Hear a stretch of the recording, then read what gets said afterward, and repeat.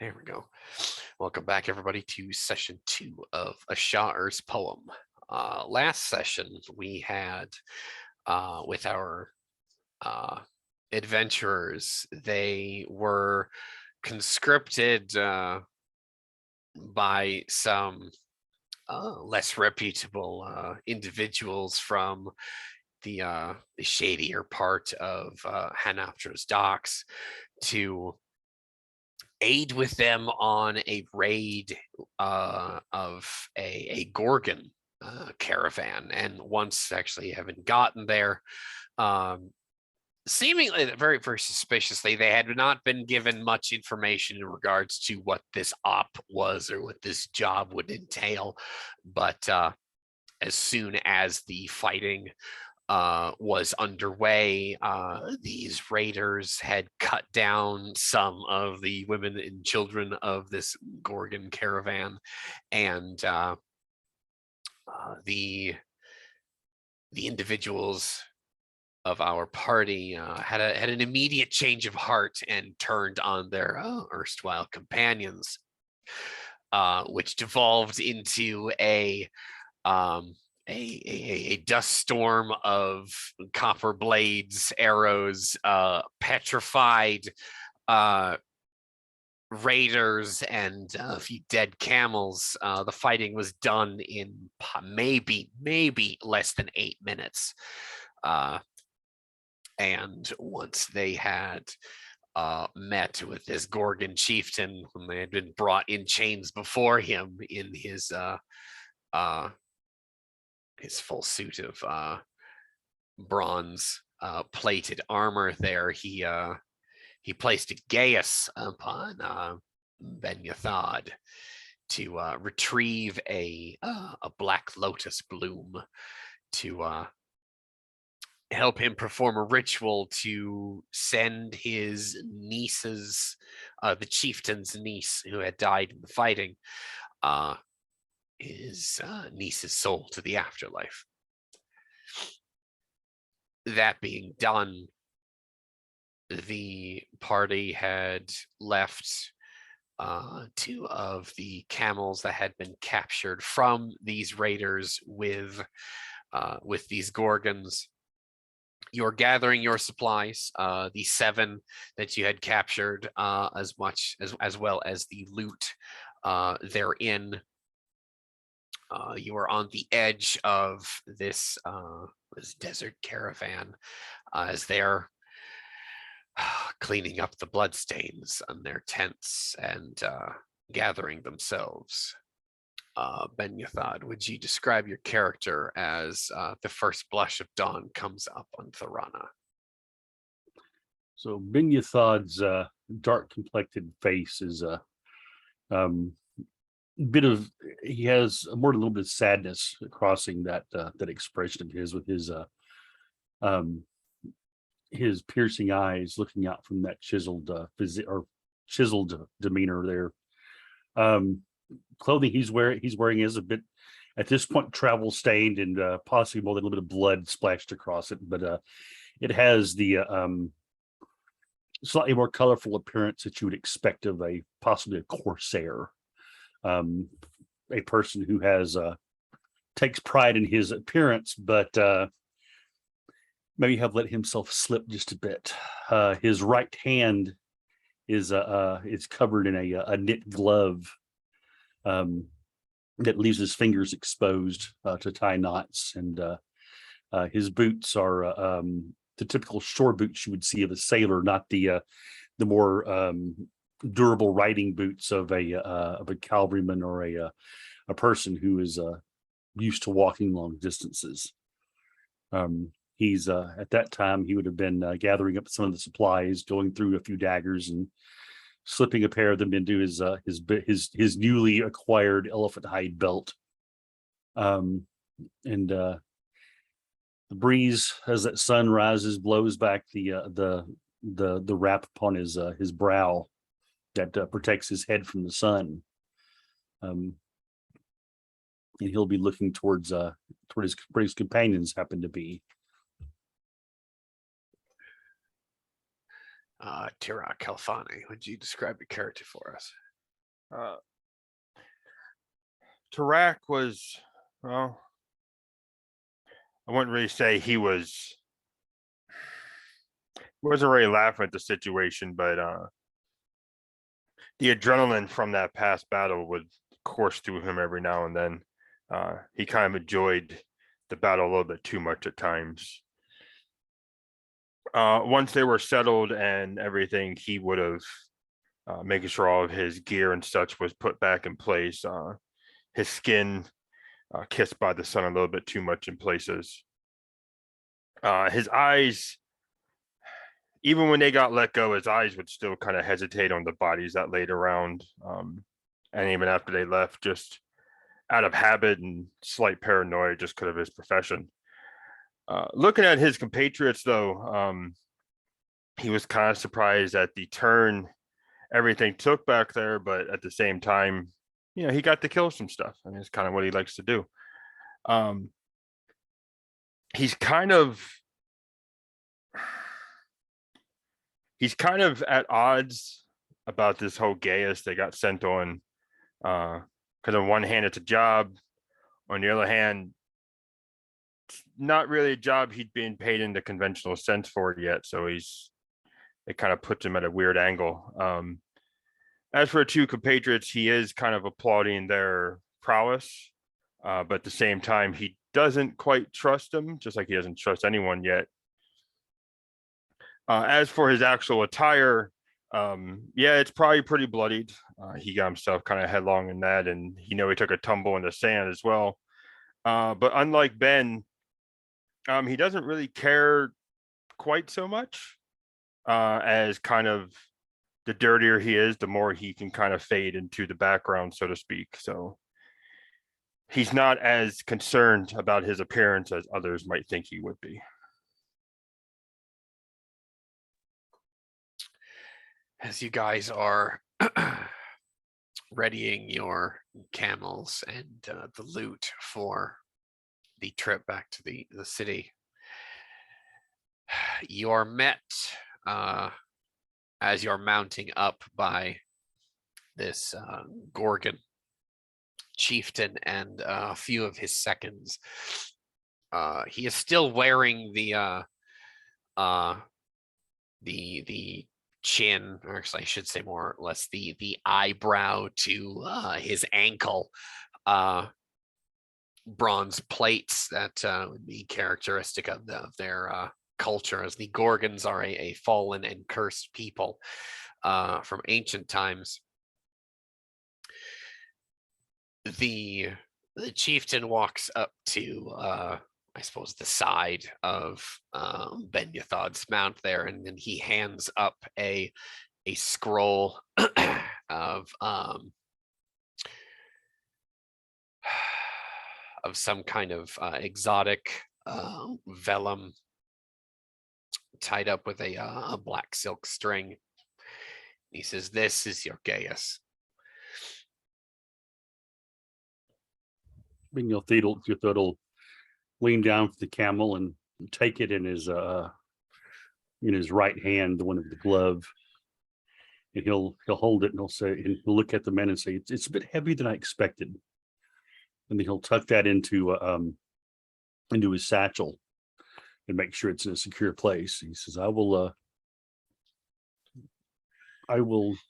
return this to you and with the Black Lotus as soon as I'm able."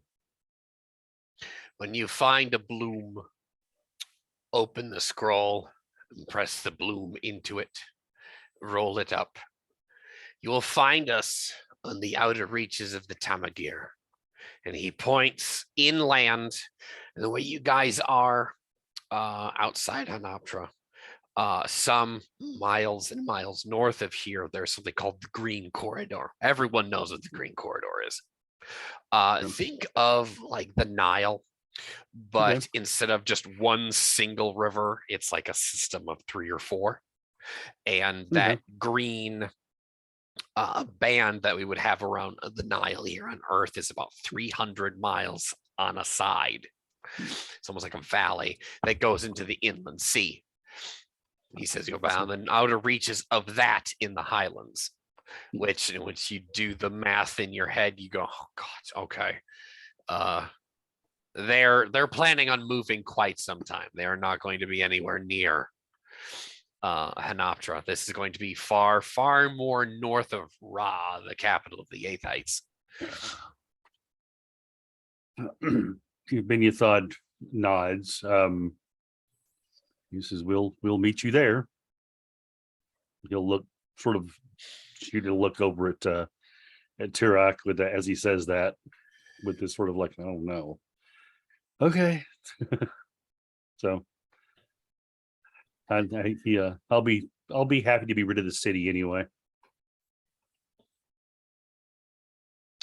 He looks at this. The chieftain looks up at you. Behind his is a very it's a very unremarkable mask. Within the Gorgon culture, they wear carved wooden masks that are backed with on the inside of the masks, there's like a kind of like an umber or a black a fabric. It could be silk, it could be linen, something that they could look through the eye holes of this mask. Okay. But it keeps the face covered. It is an implement that Gorgons wear when dealing with others, foreigners that are obviously not Gorgons themselves, Right. to not accidentally petrify them. But in that regard, from outsiders looking in, why do these people wear masks all the time? Are they up to no good? Why are they so secretive? Oh, they're clearly not a trustworthy people. Within that, you obviously don't know this, but this is more culture for them, so you can possibly understand why are they wearing these masks. They have a very alien thing to them, and they wear deep hoods to keep their serpent hair hidden. From time to time, you will see a one of these snakes actually peek out from underneath the hood to like taste the air and then be back underneath the hood. But once the chieftain explains where they will be geographically, it comes to your mind that these might be a seasonally nomadic people. They're not clearly, obviously, Stone Age individuals. They can make their own arms and armor with metallurgy, but they're clearly nomads. But okay. As I get ready to we actually leave, I'll look down to the chieftain and I'll say, I hope the camels do you well. I know it's a small consolation, but I hope they help your people get to where you need to be. They'll serve. Be off with you then. Yes, may the eyes of the sun not glare too heavily upon you. And he nods and turns and chucks the camel into motion. A couple hours on the desert road, and you are at the city walls of Hanoptra. The copper-clad guards there do not accost you, as you're just another camel caravan coming laden down with whatever you possibly look like traders. They do not know you. You do not know them. They do not accost you. You enter the city. Immediately, the sights and smells of the place accost you, as the desert was quite fresh smelling with the Temesgir just a short way off up the coastline. The smell the smell of the sea, the salt tang, and the smell of fish, and the siren song up above high in the sea caves find your ears. How do you wish to proceed? Benya thought is going to look over to whichever side Chirok is riding. And he'll say it's a bit ironic. We left here as beggars and we return as merchants. But I think we might need to find a place to stable these animals and a place to rest and actually get a good meal. Yeah, we probably should. Though more than stable, we probably need to figure out how many we're going to keep and just be done with the rest of them. True. The more we have, the more we're going to get stolen from. Are you from around here by chance? But in the city, I've never asked. No, but we can find our way around. I'm sure we can ask. So yeah, I guess we'll ask after. I guess look for a merchant and ask if he knows where there's a camel trader in town and we'll be able to find them. That's easy enough. There are several merchants in and around like the immediate gate area. Okay. It's not like their primary market, but there's a good maybe 24 stalls here and a paddock with some animals that there's actually an elephant, one young elephant, and 4 camels within this small pasture area. Okay. You can ask him, that merchant that sees over that those animals, and he says, "Oh, this is a small, more a staging area. Sometimes we can make business here, but if you want anything of value, towards the docks in the lower quarter." Understood. Thank you. So he essentially explains to you, you have options, but if you want money, it's not here. Yeah. He'll take what he can from you or what you want to give him, but if you want, it's more options downtown. Understood. Okay, I guess we'll keep a tight rein on these animals and make our way through the streets down there, I suppose. What do you think, Turok? Yeah, might as well. Okay. So out of curiosity, is Ben still skittish around getting to the docks? He's he does, you could probably tell he's nervous about going down toward the docks, but not as bad. It's almost as if whatever troubles there have been maybe suppressed down a bit because of the things that have happened over the past night. Yeah, maybe throwing down with some bandits is put a little bit of confidence in him. Yeah, maybe. Yeah. Oh, I can handle myself is the possible feeling. There is a bit more of a straightness to his back the way he's riding than he was earlier. Fair. Okay.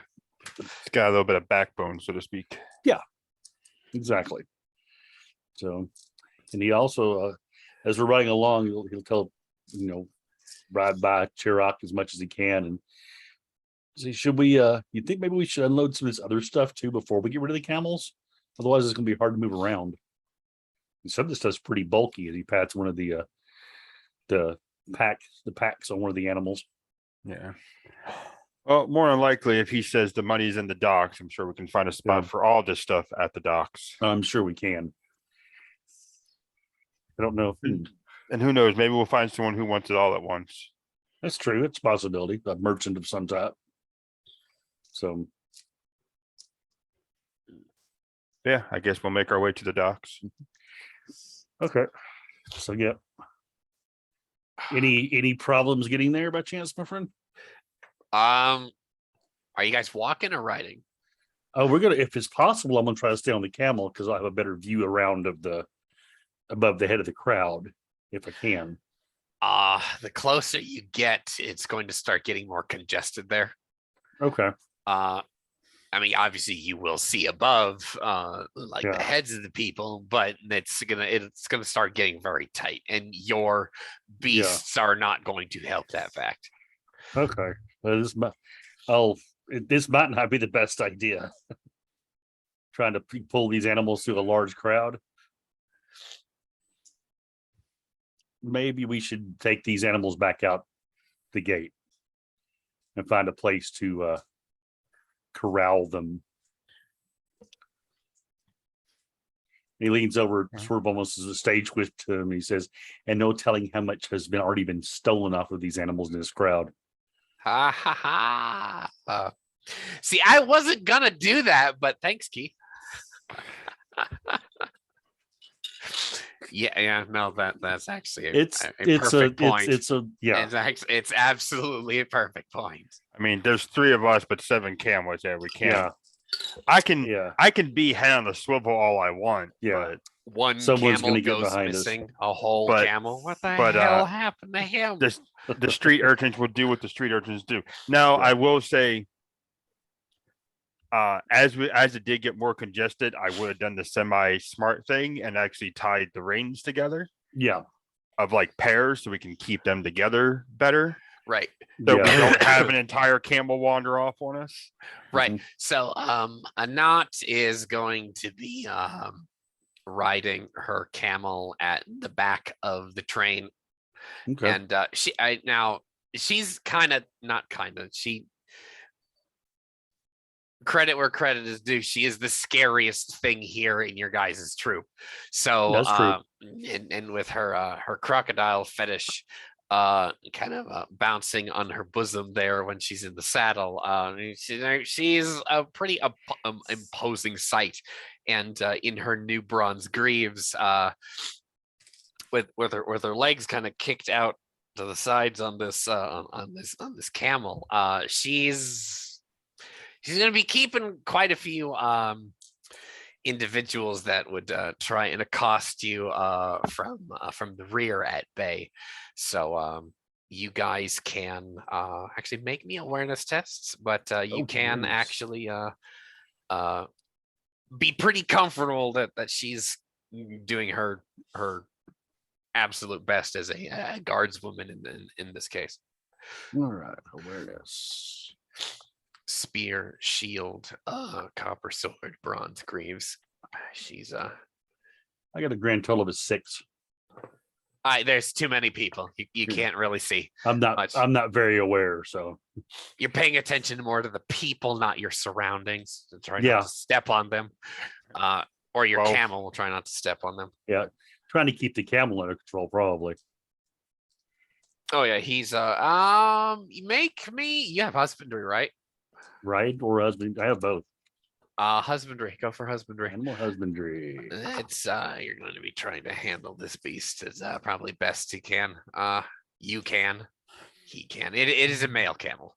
That's a 16 on the husbandry. This camel does not like large crowds. Okay, They yep. are a rescue from an animal shelter that does not have very Mhm. many animals, and this has too many people in a crowd. Okay. I'm kidding. Yeah, I got But you. it does not like large crowds. Plain and Yeah. simple. So in that case, yeah, he's probably going to be, we need to back out of this crowd as soon as we can. This camel, however, one individual gets too close, maybe not giving a shit that your New Yorker's gonna come out here, Keith. I'm walking Yeah. here and the camel just fucking Yeah. bites him on the side of the head, and he Yep. gets out of the way real fast, and the camel is like, "What the fuck do you want?" And then keeps Yeah. walking. Yeah, his boss, his Southie comes out. Goddamn pedestrians think they own the whole goddamn sidewalk. Well, yeah, and once that happens, he yelps, and the other camels are kind of jerk, maybe, and you guys get your train underway. You are jostled for a little bit. I don't need to make a riding test to stay in the saddle, but this lead camel, this lead bull camel that you're on, Mhm. Ben, you thought just starts walking with Okay. just and runs maybe a few Starts people over. Pushing through the Doesn't crowd. He doesn't care. He's done. Fantastic animal. He's starting to grow on you. Yeah, exactly. Yeah, like, I like this. I kind of like this. And I'll start yelling, out of the way, camel's coming through. Give people a heads up to get the heck out the way and see if they actually do. They see and they plaster themselves on the sides of buildings and carts as he just Okay. doesn't run, but Yeah. that's more or less a ice. Yeah. Camels don't. He probably I almost said more canter. lumber. It kind of sort of with this, like we're done. I'm done with Yeah. this. We're going. Right. This camel does not want to be in this situation, and you're just coming with. Mhm. And so the other camels see that one of the bull camels has chosen a direction to move in, and everyone else They goes. all go. The whole herd. Yep. In a few minutes, under an hour, you have woven your way through kind of the winding back tiers that kind of like switch back down on itself, coming down out of like the highlands, the hinterlands there Yeah. of the of the city, and then down into like the sandy docks, and you're now on this giant flagstone and packed down sand, more or less a platform that buildings are kind of on in this crescent moon shaped structure here. The tier below this is the immense wharf, with Okay. dozens and dozens of ships here. Here, down here, you can hear the siren song, which again sounds beautiful, as the now the sun is now up, and Zabraxian makes his ascent into the sky to scorch everything below. People are beginning to get out of sight of Zabraxian as the sun is traveling higher into the zenith. The camels don't seem to give a shit. You guys find a relatively quiet portion of this open area, and you're seeing the beginnings of probably this market that this merchant had spoken of previously. Okay. Beyond that, you see the bar that you guys had had met up in the day before. The seahorror, with the it seemed that tentacled mod deep sea eel, some kind of thing, statue out front.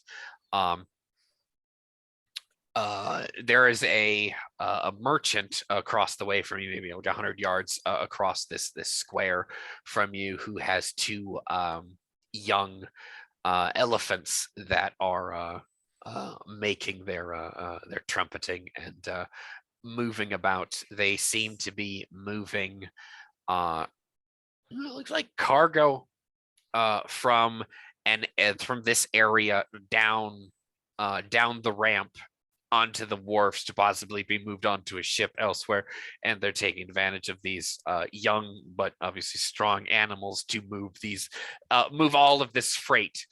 I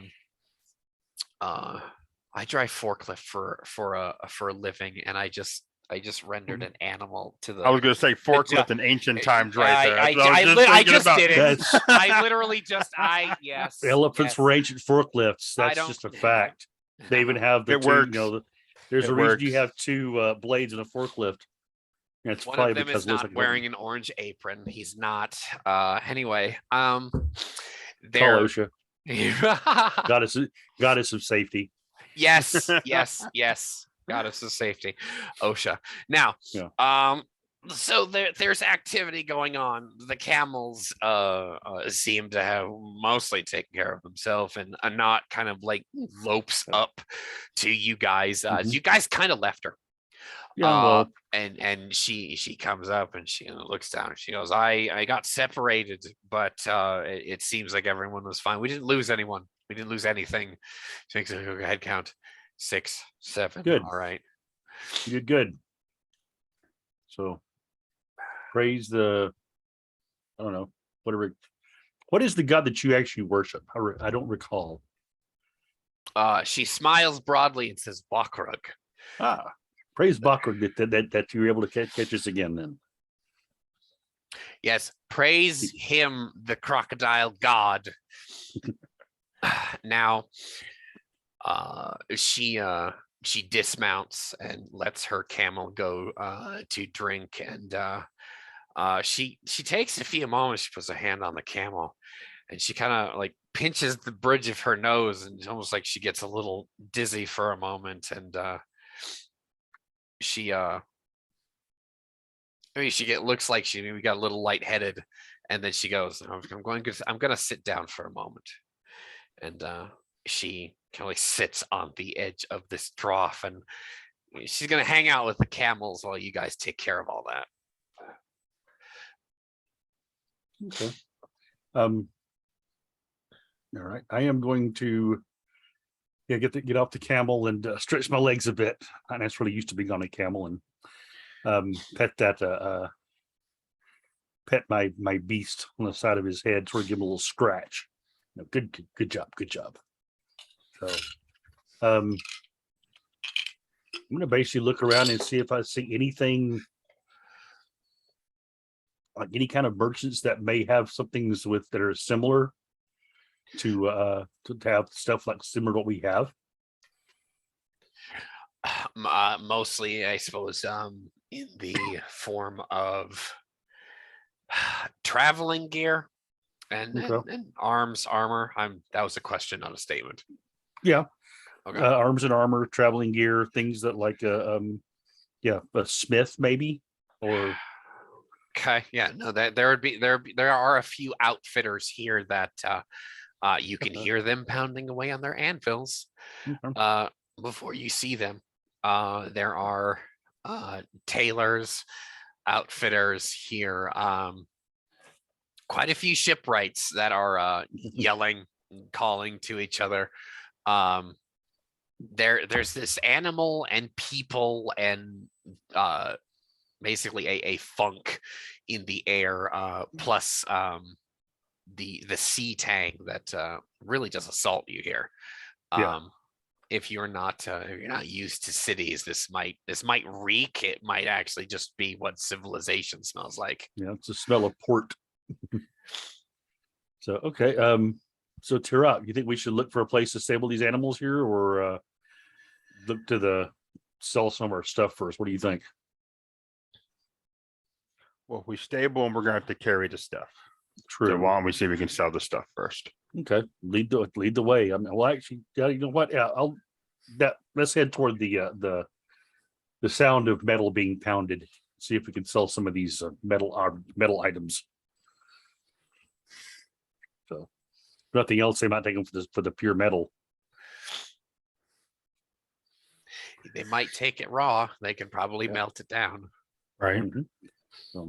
I'm assuming there's a Boyer somewhere in here too. More than likely. Probably with all the Smiths. Mm-hmm. Or a Fletcher, rather. I don't know which one.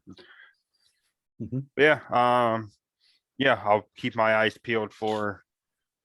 Okay. Now, do we want to look for an actual Smith there, Ben, or do we want to look for someone selling the metal wares? That's a good question. Sometimes they're not always the same person. That is true. Yeah, I think maybe we need to look for an arms dealer. So someone who's actually trading in this stuff. Yeah. But I would think they'd be similar. They'd be in maybe a similar area, I would think. Yeah, I'm gonna grab I'm looking for someone who actually may be walking by who maybe is fairly well dressed, maybe like a merchant, possibly even a minor noble. Wave them down and say, "Hey, where's a good place to get a nice blade here in town?" Well, let's see here. Well, I mean, it's Hanoptera. It's one of the lesser. By lesser, I don't mean it's poor. It's it's not one of the nicer cities. We'll say that its streets are not as clean as maybe it probably should be. So what ends up happening, you flag down we'll say a Yathite woman being carried on a litter by a few of her her servants, and she is escorted by I'm gonna say a troop of 8 of her guards there. Absolutely breathtaking woman here. in her wine red and off-white silks. They're quite diaphanous there with magnificent eyeliner. And with the sun there and the heat, she's not, it doesn't cover up much. Okay. She is, however, wearing anklets that cover up her ankles, so she's not a hussy. Yes. She's clearly married, as her left anklet is studded with lapis lazuli stones. You whoever her husband is, a very lucky man. We'll just say that much. And when you pick her out, what do you say? What does Ben say to her? Well, What's the first, what manner would of her? I think I should roll a society check to see if I know exactly how to approach her, or if I should approach one of her guards instead. Okay. You So there said might be- lesser noble, so I was like, you know Oh what, yeah, I'll- lesser noble or a yeah. Ooh. You want to look at this double eight I just rolled I don't need to see it. on a society check of all things? She is a noble. Okay. She is maybe we'll say not a lesser one, but Okay. maybe a middle caste noblewoman. Her guards may or may not be free men and are paid. Okay. Possibly she and or maybe her husband has enough money to actually employ free men as slaves, or excuse me, free men as bearers. guards. Thank you. But she might know some shit, honestly. Okay. She also might be on a walk. She could be somebody's wife. She could be somebody's daughter. We don't know. So, what is the proper honorific that I would address her as with that role? It would be you could address her as lady. Okay. Okay. I'll say I'll wave lady. wave toward her and say, lady, would you possibly grace me with your knowledge of this place? You obviously are a noble of some account, and I would assume you would know the locations of the best weapons dealers in town. Could you possibly direct me to one? The best weapons dealers. She kind of like sits up on this litter, and she puts her curves on display there. She doesn't give a shit. She knows she's hot.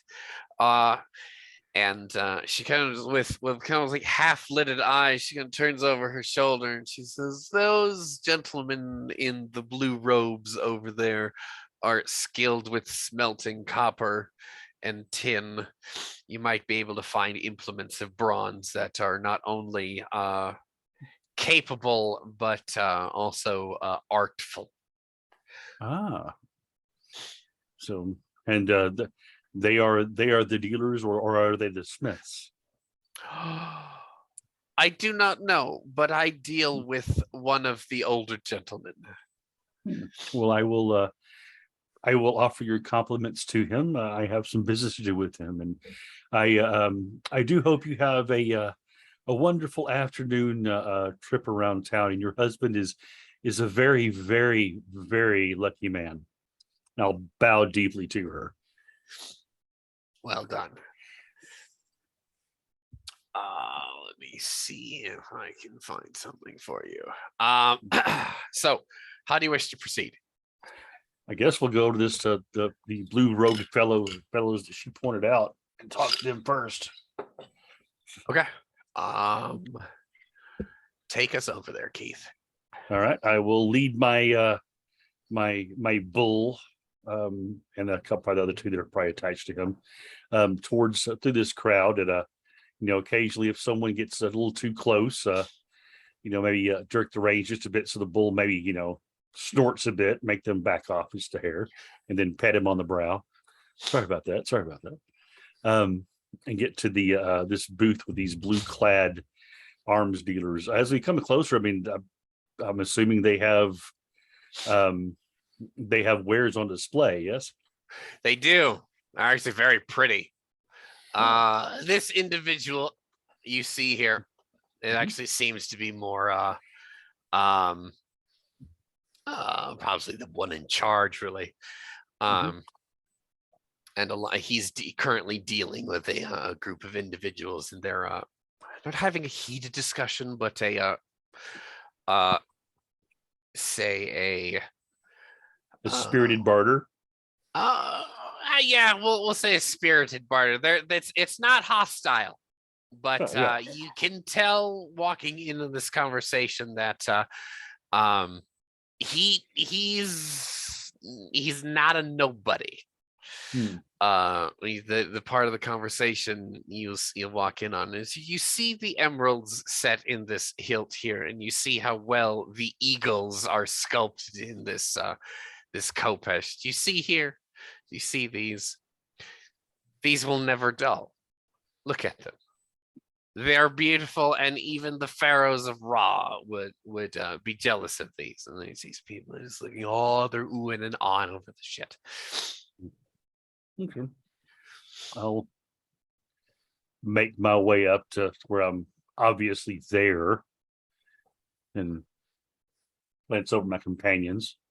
I'll actually lean over and say, Anat, watch the back of the camels, just make sure no one steals anything.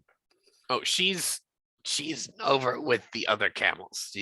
Oh, okay. She's not in this scene with you. Okay. So yeah, I'll actually pull out the copper tulwar that I have and wait for the fella to get done with his debate, then place it up on it. Yes, sir. There are tables here. Yes. Yeah, there's a few tables there. Okay. I'll place the tulwar on the table, and I'll say, sir, the tale of this tulwar is one of epic adventures. This thing has seen the blood of many a beast spilled upon the sands. Its edge has bitten into some of the most noble of necks. Of course, they weren't the best of nobles. Of course, no one that should truly be considered a good person, but those who would deserve justice. Who exactly are you speaking to here? The old man. The old man? Yeah. Well, the old man, obviously he's gotten finished with the crowd that he is dealing with, and he looks over at you with this kind of with a raised eyebrow, and he says, "I think you are telling stories, my young friend." I smile ear to ear, and I say, man, of discerning taste and a very keen wit, actually. Of course I am. But mind you, he'll actually pull the tulwar out of its scabbard and wipe a hand across the blade so that the sun catches the sun's rays just a bit. It is a fine blade, and I'm looking to sell a few. I was told by some of the most fashionable nobles in town that you are the best merchant of these types of wares.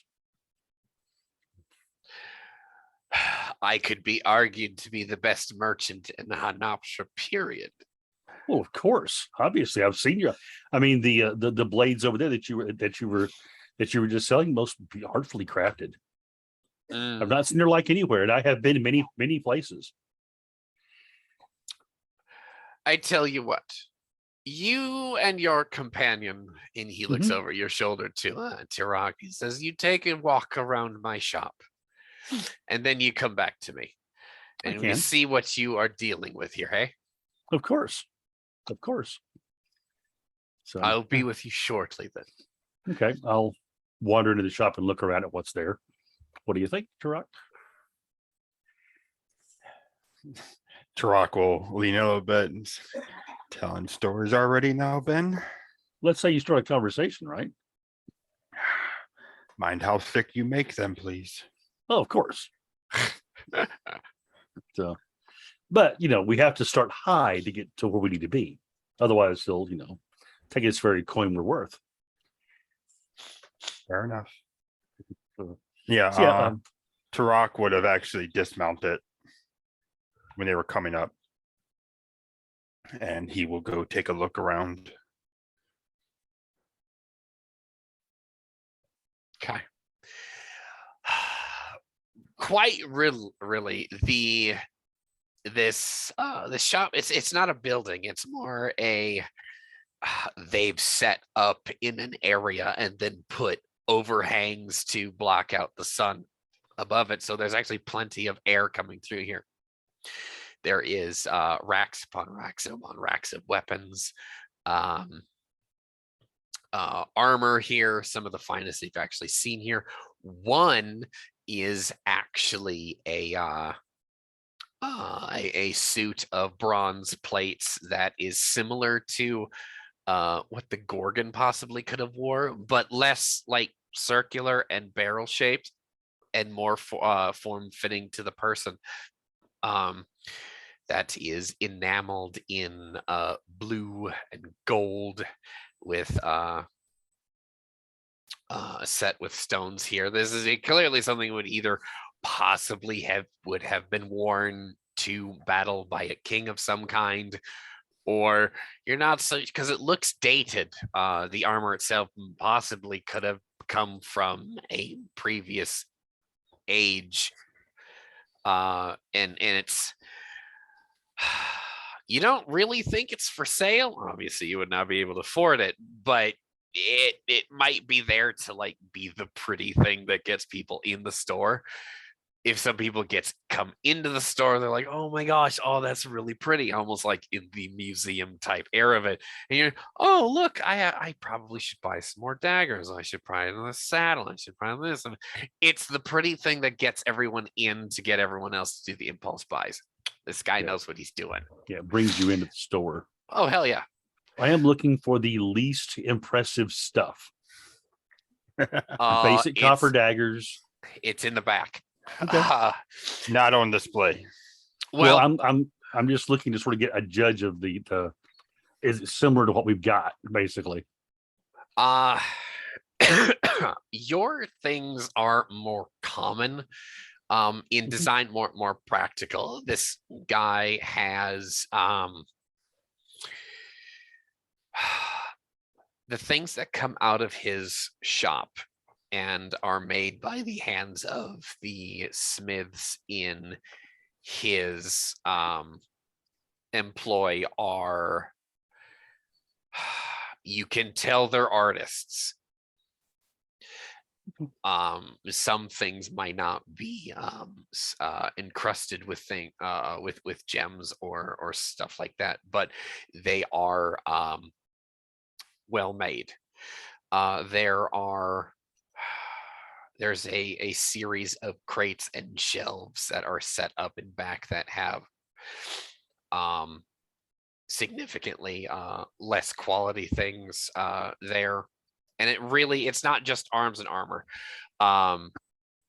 There's traveling gear here. There are tools, artisan tools that range from like a couple like things like a commoner would be able to afford to someone who is actually like a Da Vinci of stonecraft, stuff and such. Like, one thing that does set out to you, there is a tulwar, okay, hanging on a shelf, made of orichalcum. Ooh, that I've never actually seen orichalcum before. It is somewhere between gold and bronze. Yes. It shimmers. And you don't really notice that this merchant has walked up behind you. He goes, I see that you have found my my greatest piece. I do. That is a very impressive piece. Let me show you what it looks like in the sun. And yes, he usually please. takes it out off of the rack and walks out into the street with you and draws it. And the thing shimmers with his arc. And this thing dances like a feather in his hand. Clearly, he's a skilled individual, and can certainly put up a fight. And once he puts it through a series of flourishes and he dances in his hand very well, and his footwork is crisp, and he himself, his blue robes kind of like flow in that way where it almost looks like he himself is dancing, and then he puts it away. He turns to you and he smiles broadly. And he says, "My friends, what is it that you wish to see here? As you can Uh, obviously tell, I deal in a wide many things. Maybe we could come to some sort of arrangement." Yes, maybe we could. Thought actually will bow to him. He says, I bow to a master of the blade, of the craft, and the dancing of such. That was a quite impressive. But you know what is even more impressive than that? Here, What play. is? Here, place your beautiful tulwar here on this on this table for me, please. Just there. I will not touch it myself. He I wish to sees show the you thing something and he as well. places it down. I'll take the tulwar we have and place it next to it and say, now look how much more magnificent your tulwar looks with this one beside it. Oh, I would not insult a lesser craftsman. They're both for war, but Well, they one are. has seen more. There are, but at times is it not best to show a jewel? I motion towards the suit of armor he has there. That's that quite beautiful. Among, well, not necessarily less beautiful, but maybe different stones, if you will. It makes it shine more the bright, does it not? Of course. Well, I have quite a few pretty stones I would like to sell to someone who could display them properly. I'm listening. Okay, I'll look over at Turok and say, well, let's get some stuff out. We'll start pulling some of these weapons and such out of these packs and such to lay on the table there. And this merchant looks at one of the younger guys that's kind of not milling about, but towards the front, and he barks something to him. Tells him to watch the front of the shop. He says, "Bring everything that you have to the back. We'll do business back there." I'll actually, if possible, if I can get a hold of or motion to a knot with the other camels to come that way to give him the back as well. So okay. When you guys are relatively behind closed doors, and he has a few, you would assume, slaves. He directs his slaves to help you unload whatever freight that you have. Okay, yeah, pretty much everything. We'll just pull everything out. He does, in sight of you, also direct his slaves to listen to what you tell them to do, and how to unload it and how to organize it. And he just sits back and just lets this whole thing go. And he's having a side conversation with Tarak at this time. He goes, where is your company from, and how long have you been in Hanaptra? Well, we've actually haven't been in town for very long. We blew in from different winds, so to speak. So you've not known each other for very long? No, we have not. I actually did not know these two even existed until I came to Hanaptra. Oh, it's kind of I hope their faces are friendly to you. They're growing on me. A man of my styling and way of life doesn't take friends very often, but these two show promise. And yeah, I found they can hold their own when they need to, so that's always good as well. Do you plan on traveling with them for long, or was this I suppose plunder from a job that you'd been asked to fill, huh? It was a conflict that came up at the last moment, we shall say. I hope you did not sustain any injuries on this. Us three did not. Oh. Even though he will look at Hanat and he'll kind of get this concerned look on his face, but I think she looks quite ill. What is wrong with her? I'm not quite sure. I think it might actually be coming back into town. I don't think she's used to civilized life. Mm. I think the smells of the congestion might be getting to her. I know a devotee of Buckrug when I see one. I see that she's possibly one of their temple warriors. Buckrug is not worshipped this far south, unfortunately. Crocodiles tend to stay near the rivers and the Temesgir. I hope that she is not too far away from her companions. Keep an eye on her. I know they can take care of themselves, but everyone needs companions. And he takes a very pregnant pause and says, good traveling companions. Almost like he's remembering something from years ago. This guy is maybe in his like mid 60s. He's reminiscing. Oh yeah. Which is always good to do. You when he has this pregnant pause, you kind of notice that the way he has an accent that you can't place. He's not from here, but clearly he's lived here for quite some time and he knows his shit. And clearly he's very wealthy. Look at him. He's magnificently dressed. Right. And this guy may or may not have been an adventurer in his youth and has traveled quite a bit. But as this individual is having the side conversation with Tarak here, how's Ben managing the unloading of the freight?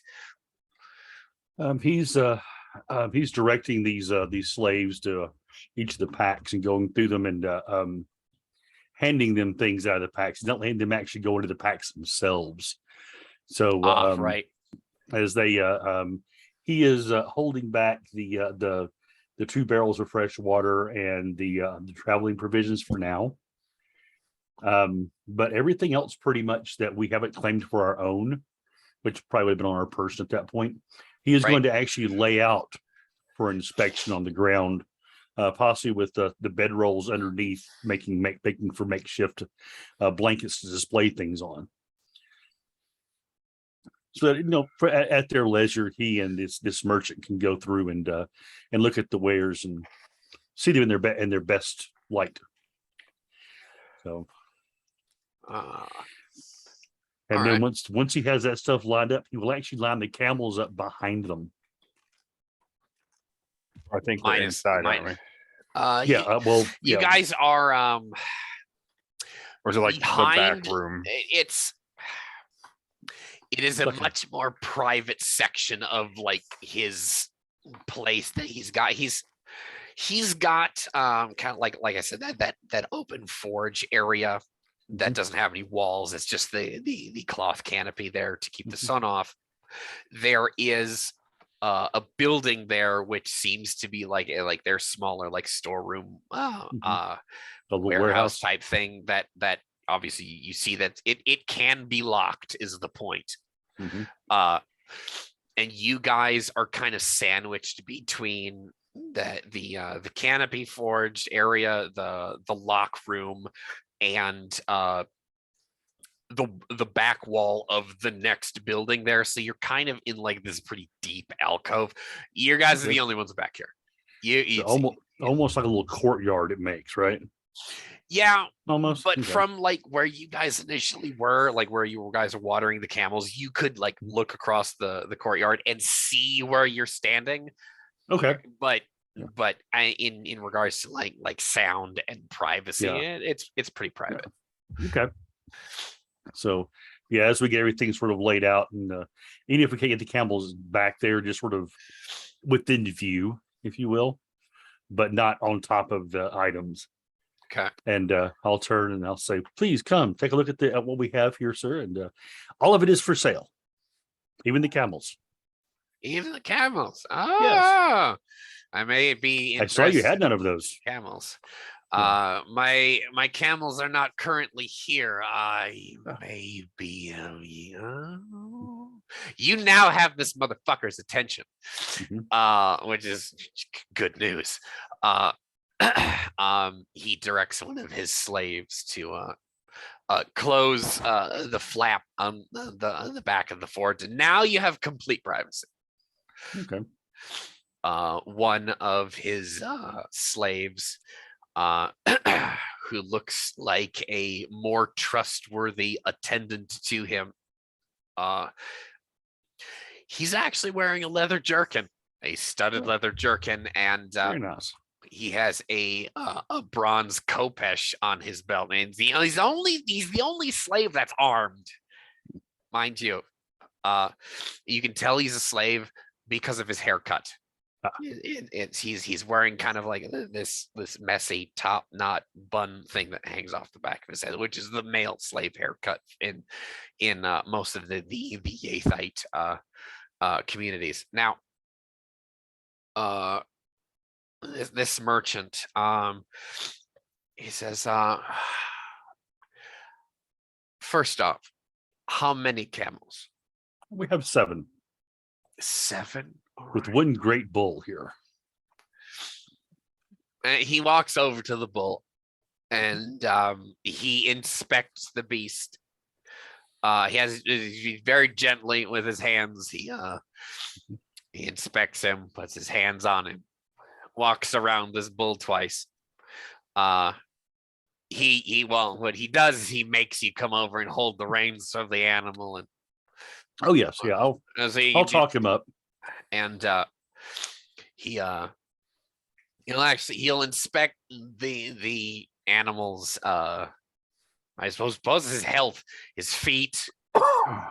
He sexes the thing. He actually looks under, everything's fine down there. You show him his under the hood. Yeah, all the good stuff. Tires. Yeah.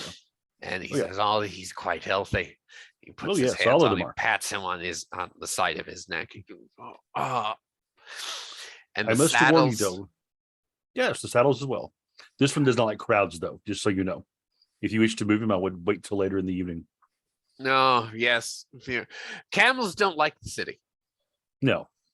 But it's easier to move a camel to the city than it is an elephant. That is true. As he says, kind of like offhandedly. But yes, the saddles, the packs, all that is up for sale currently. All of this you see here before you.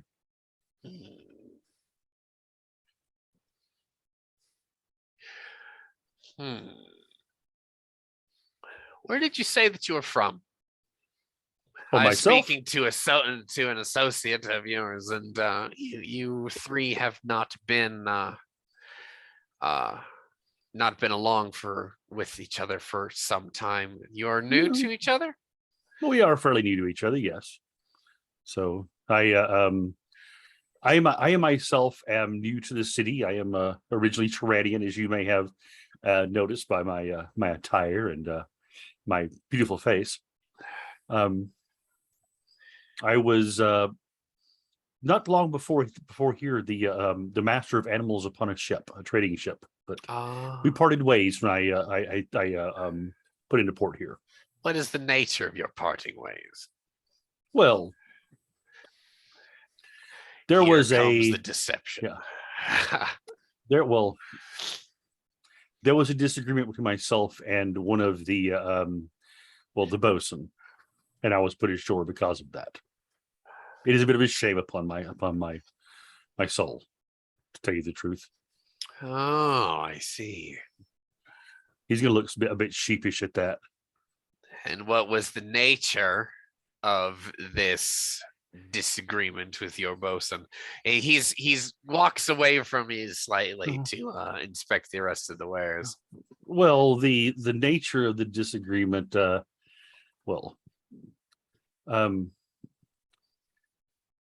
be as respectful as possible, was a personal issue. I would rather not air it if possible, if you wouldn't mind. If we are to do business with each other, I believe we should be trustworthy. Well, of course we are. Yes, upon my soul, I can say you can trust me about anything I tell you. I will not lie to you, not one whit. That's a deception test, Keith. Come on now. Well, I don't plan on lying to you. You would lie to this man to save you. Come on now. You don't know if he's your friend. Fine. I'll roll a deception test. So, and that is a whole 6. No, he turns on you and he looks you with this he's kind of stink eyeing at you right quite hard. He goes, "That is your first lie." Well, let me rephrase. I would lie to you no more than any other merchant in this town would. Oh, everyone is a liar. Hmm. I will tell you, young man, Hanaptra is not a safe place for forward-thinking individuals like yourself and myself. I've noticed. It would do you well to get out. I will tell you truthfully, the reason we are selling these wares here is we are looking to book passage upon a ship, possibly charter an entire ship ourselves for a very important mission. Oh, one might even say it's a mission of great consequence. We recently encountered a chieftain of a nomadic peoples outside of the city who had lost his niece, and he is in dire need of a flower so that he may pass her on to the afterlife properly. And he has tasked us the solemn duty to retrieve this for him. And so you have all of these wares that must be moved so that you can go on to this ship and find this thing to be released from this duty of yours. That is correct. And so that this poor young lady's soul can go on to her final reward. What was the nature of her death? A bandit slew her foully. The bandits were stricken down by a very able and honorable defense, and with the aid of he'll glance over at the other two companions, with the aid of some noble souls that happened upon the scene. I see. We might be able to help each other out then. I do hope so.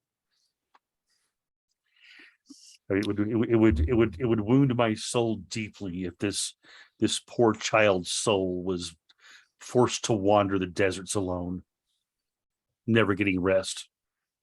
How old was this girl? I believe she was maybe 8 cycles old. Not yet a full woman. That is tragic. It is. It was terrible. Laying it on real thick here, Keith. Not now, lying. He's actually very much empathizing. Yeah. As again, I'll point out his accent is weird. Okay. There's some in facial features, he is similar to you. Okay. But he's slightly taller. He is obviously for his age, he is powerful and hard as a mountain. Okay. But his the way he moves under these robes is very corded. He looks like a blue robe clad panther as he walks. Okay. This guy is no man to be trifled with, but you can't seem to place that accent anywhere. But it's to you specifically, it's bothering you that you don't know where it's from. Might I ask you a question that you've asked myself, actually? From where do you come from? Where do I come from? He pauses. He looks up at the sky and he smiles. He says, if we're being truthful with each other,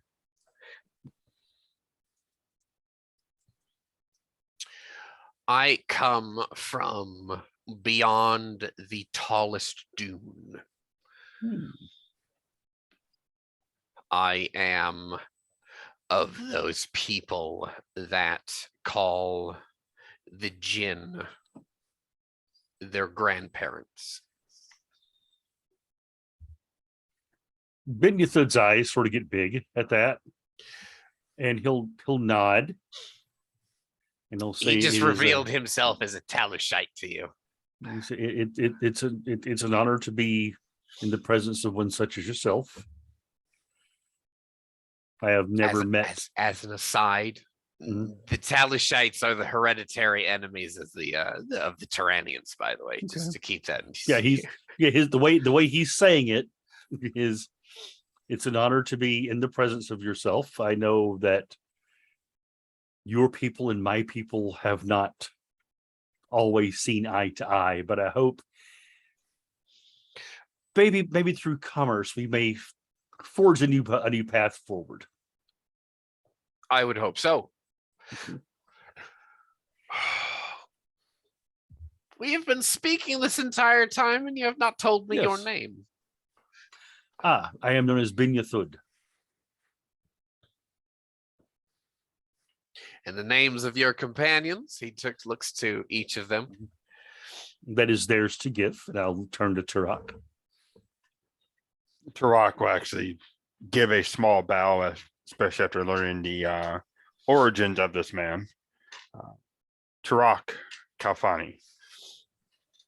Not gives her name and does not bow, but she gives a gracious and respectful nod. And the merchant takes a step back and with his arms wide, and he bows slightly to the three of you. He goes, "My name is Ankaperka. I am of the deep blue sand wastes, far, far to the outer reaches of Thorana from here." I have heard tales of your people. They're a fierce people. Some would call us scourges or devils in the dunes, but I am too old for these things. Yes, Just it because is. people say it's a monster doesn't mean it's a monster. Mm-hmm. He smiles very broadly, and he'll kind of look at Ben and then not when he says that. Mm-hmm. He when he smiles, you see he has very white, healthy, perfect teeth. He goes, "I appreciate that comment. I adore that compliment." I think business is at an end, however. I will take the lot of this. I will give you.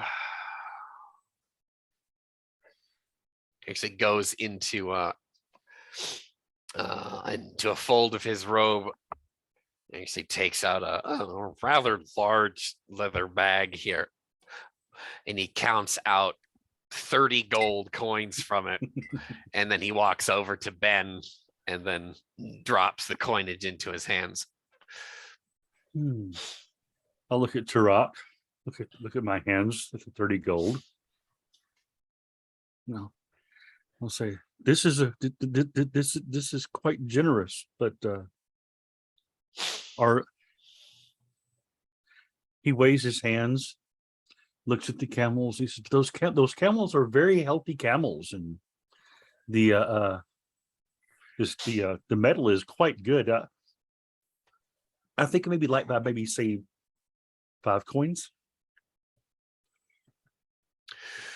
Use it to buy a ship. I'm helping you along your way, and in hopes that you'll come back and see me again once this duty of yours is done. Possibly we can continue doing business together. We could. And he says it rather darkly, like he's being very, very serious with you. Yeah. I'll look over at Turok and I'll nod and I'll say, what do you think, Turok? Good deal. 30 gold coins. What kind of a ship could I buy? Should I do a seafaring test to see. I don't seafaring is navigation. This Oh, that okay. that wouldn't be the skill for that. Okay. See the We don't- skill. Because we don't really have like an appraise check. It's kind of each craft has its own appraise. Yeah, appraise is built into each of the Okay. into each of the skills. Yeah. So I wouldn't have any idea then exactly how much a ship would actually be worth.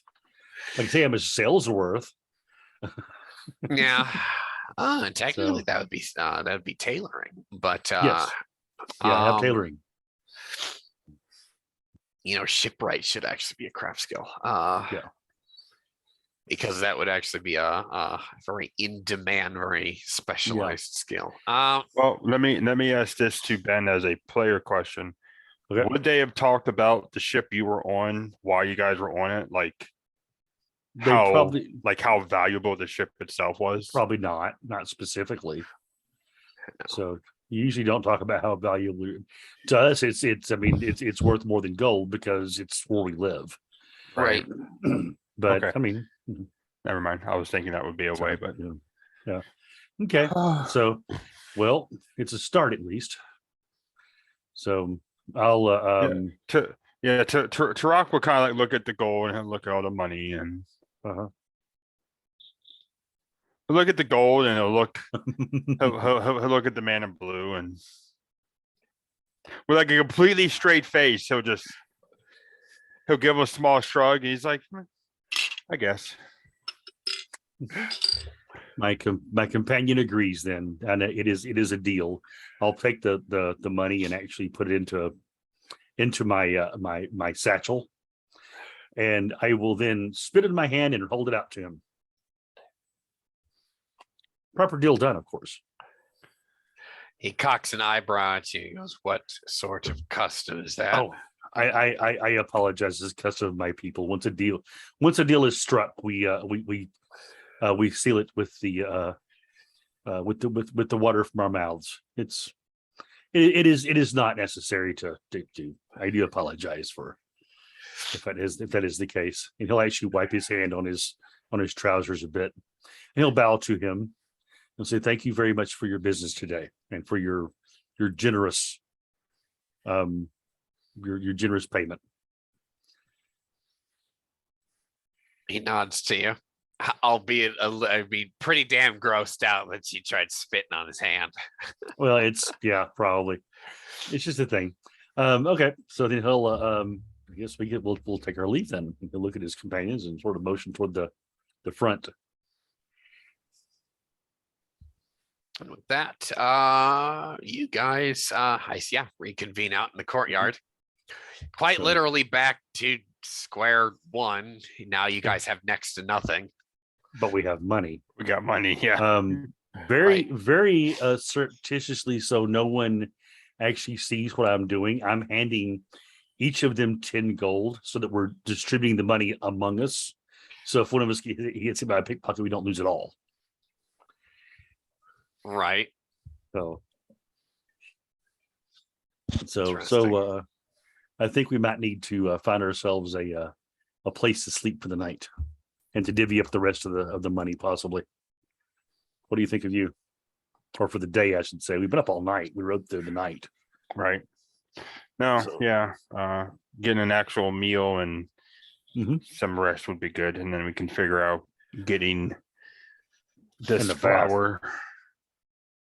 And I need a chance tonight to speak to some captains who might know a ship for sale.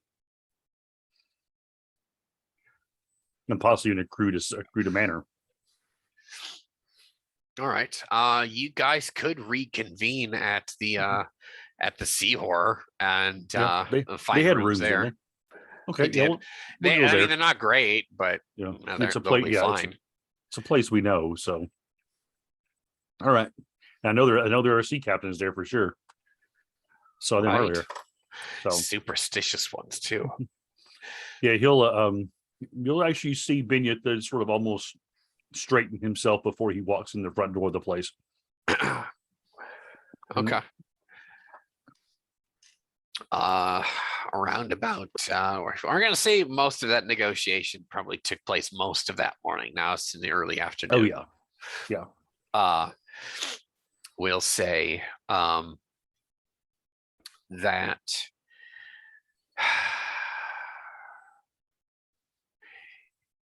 so you've got 30 gold. Did you guys actually have lesser coinage on you? Yeah. And in much We had among the spoils, we had 431 silver and 87 copper as well. no. That was total wealth. That was No. what the trade goods was worth. Yes, Oh, exactly. okay. It didn't say that, so I just wrote that down. Oh, hell no. Yeah. Okay, well. Yeah. So I guess in retrospect, was there any lesser coinage on the men in general?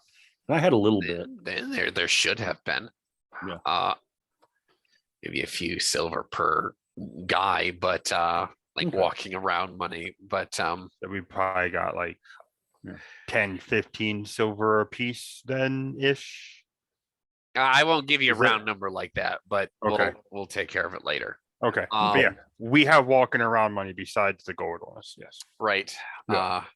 Which he probably would have given you more or less a small coffer Okay. worth of gold anyway. Yeah. It's quite a bit of money now. It is. That you kind of get the impression that once you guys get settled into this 3-bed room that you've rented, that he may or may not have given you more money than you needed as a more a sympathy for the quest that you guys are on.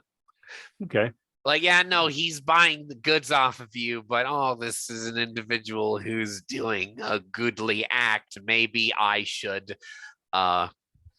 you don't know him personally, but maybe his personal belief system is if I pay a kindness forward with these individuals, the spirits will look kindly upon me for helping these individuals do a kind act for the future. He's helping, not as like as meaningless as I did my good deed for the week. No, it's not like that. He did this with great ceremony. He asked you questions. He got to know you guys. Okay. You guys exchanged names to understand what I'm saying is to understand the culture behind that. Yeah. Ankar Perka might actually be a dude on the level. Okay. So I'll actually, as we get into the room and away from prying ears, I'll actually turn to Anat and ask Anat if she might say a prayer to her God to watch over him, because that was very generous of him. She agrees. She says, I will light some incense for him and say prayers, but not on this day. She's actually very fading very fast. She looks very fucking ill. I'll ask, are you feeling well? I'll actually ask her flat out. I do not know. These new environs and the city, it reeks. Yes, everything smells. Well, hopefully very soon we will smell nothing but the open sea. So, and if you've not smelled it before, it is a smell unlike any other. So she's not very she's not in the greatest mood. She's uncomfortable. Gotcha. But she has acknowledged you. She has said she would do the thing. She will but she is not physically capable of doing a ritual as of right now. I think Benyathood's idea is to get a meal and then tuck in and get a nap before nightfall. She is gonna go. Well, if you guys order food, we'll say like 14 copper right there, just to get you guys a good spread of food, maybe some wine, meat, cheese, bread, that kind of thing, maybe a bowl of fruit, all of that. And she's going to inhale what she can, and then she's going straight to bed, and she's going to crash out. I think Ben will probably do the same once he gets fed, and just sleep until about, see if we can, his goal is to sleep till sundown and then get up and then possibly go speak to captains at night. Okay. Well, that being said, we will, I guess, forward the time to that evening. Anat is still sleeping like a corpse. Okay. Okay. Let her She's rest. yeah, right. No, she's it is best that she rests. I'm assuming the two of you are going to go downstairs. Mhm. Head downstairs and is If it there's any- safe to assume you guys wake her up long enough for her to lock the door yes, to the room Yes, and then she yes. goes back to sleep? yes. Okay. So she locks herself within with the money. Yeah. Maybe take 1 gold coin with us Okay. to pay for our drinks and whatnot. What do you think about that, Tarak? Yeah, we can do that. So Tarak would also, if we still had any of the leftover lunch, he'll take some of Yeah. that with him to kind of snack on the walk. She'll actually sleep with the bag of gold underneath the pillow. Put it that way. That's pretty damn Okay. secure, and she's kind of scary. So that's Yeah. that's gonna deter quite a few thieves. that definitely is. So down in the main kind of the flop house room of the tavern of the Sea Horror. It's pretty hopping here again. The Sea Horror is pretty it's a pretty popular place. There are, I suppose, city dwellers, merchants, maybe a couple finer dressed individuals. You're not quite sure who these individuals who actually have the nice duds would possibly be, but the place is quite literally crawling with seafarers of really all kinds. Okay. You see a couple fire fae. You would assume they would be corsairs, as they're not near as well dressed as the merchants. I would think that it's pretty easy to pick out a merchant and a captain or other individuals of good repute simply by the way they dress in this kind of time period. A lot of reds, a lot of blues, That's white. In my case, greens and reds. Right. So, actually, very similar to the image we have here is what he's currently dressed. The individual that is spooked Anat from your previous encounter in the Sea Horror, that sea captain that was wearing the like the sky blue vest and the curtain beard that went down to his waist, is still there with a couple of his bully boys. Okay. They're not really doing much. They're kind of drinking quietly and relaxing, passing around a hookah there. But the star nomad captain that you'll remember that was actually getting his ass absolutely whipped in chess, he's not there. Okay. Um, Ben's going to go over to the bartender or the tavern owner, and he'll pull out one of his precious few silver he has and slide it across the bar to him. And he'll say, "Can you tell me who is there someone here who is a shipwright, or maybe a person who's willing to sell their ship that's currently in port?" There's no shipwright here, but I don't know anyone here tonight that is selling ships. There are sea captains that they might know better than I would. Okay. Well, he'll go ahead and slide it. So keep your ears open for me. If you hear anything about that, please let me know. You're in the business of buying a ship? Yes, we are in the business of buying a ship. Do you know what kind? One is about yay long. No. One that is capable of sailing. A sailing ship, not a ship that would hug the coast, but one that might be able to go from the high seas to a river. All right. I'll keep an eye out. Thank you. So he'll he'll get himself a actually, does this place have cheap wine? Has basically watered down fermented fruit juice. Yes. That'll work. He'll get himself a cup of that. So something that's not super, alcoholic. Watered down banana wine. Blech. Excuse me. Well, okay. Depending on your taste, that might actually not be bad. Yeah, see, now it's that would be pretty mild, to be perfectly It honest. actually would be very mild, actually. And then I'll go over let Tarak know that I've got the bartender keeping an ear out for any ships for sale. It's actually a Yathite woman. Oh, the Yathite woman. No. You would assume that that would be the dancer girl's mom. Probably, yeah. She's got that hot cougar thing going on, but clearly she's past her prime and she don't dance no more. Well, Only privately. When you've been at sea long enough, past the prime has a whole different meaning. Any port in a storm, as they say. Well, I have an image of her in my mind. Ick. Talk to a sailor, it gets less ick. I am not arguing that.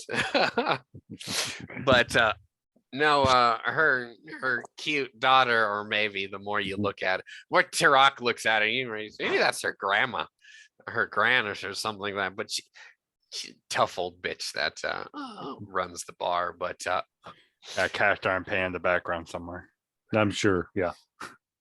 I'm joking. Fuck. She's her soul, so she has cast iron pan. Right. But no, there are three fire fae sitting in the corner drinking wine together and having a light conversation about sea weather and how they missed the storms actually getting up here. Thank all of the gods. The sea captain with the curtain beard. You catch Ben Yethud catches the sea captain's eyes, his somewhat unsettling as hell, partially luminescent eyes for just a few moments, and his lips kind of curl into like a little bit of a smile there. He goes, oh. And he goes back to what he's doing. Not a friendly face. Hell no. Not friendly at all. A familiar face, yes. Okay. Ben will just nod to him and go to a table. Not his table, but Yeah. I was gonna say, you sure you want to go to that table? No. You guys find your own table there, and they've got a troubadour of some kind playing an oud, and another one playing what seems to be a lap harp there. That is they're harmonizing, and another troubadour is actually reciting poetry to song here. Okay. And it kind of like relaxes you quite a bit. Actually, you know what? Make me meditation tests. Aha. I have that. Do you actually have grades in meditation? I actually have grades in meditation. There. 13. 13. All right. Tarak, does he have grades in meditation? He does. Okay. I was gonna say, can I stick you guys with you can't use it untrained, or not this case. No, not here. No, I figured Thoraneans get it as a racial thing, so I might as well put a rank or so in it. Oh yeah. You're about to find out why in a moment. 13. Okay, excellent. There is you can sense. You guys actually got over 12. You can sense that there is no small amount of sorcery in that music. It's not affecting you negatively. It's not trying to manipulate you.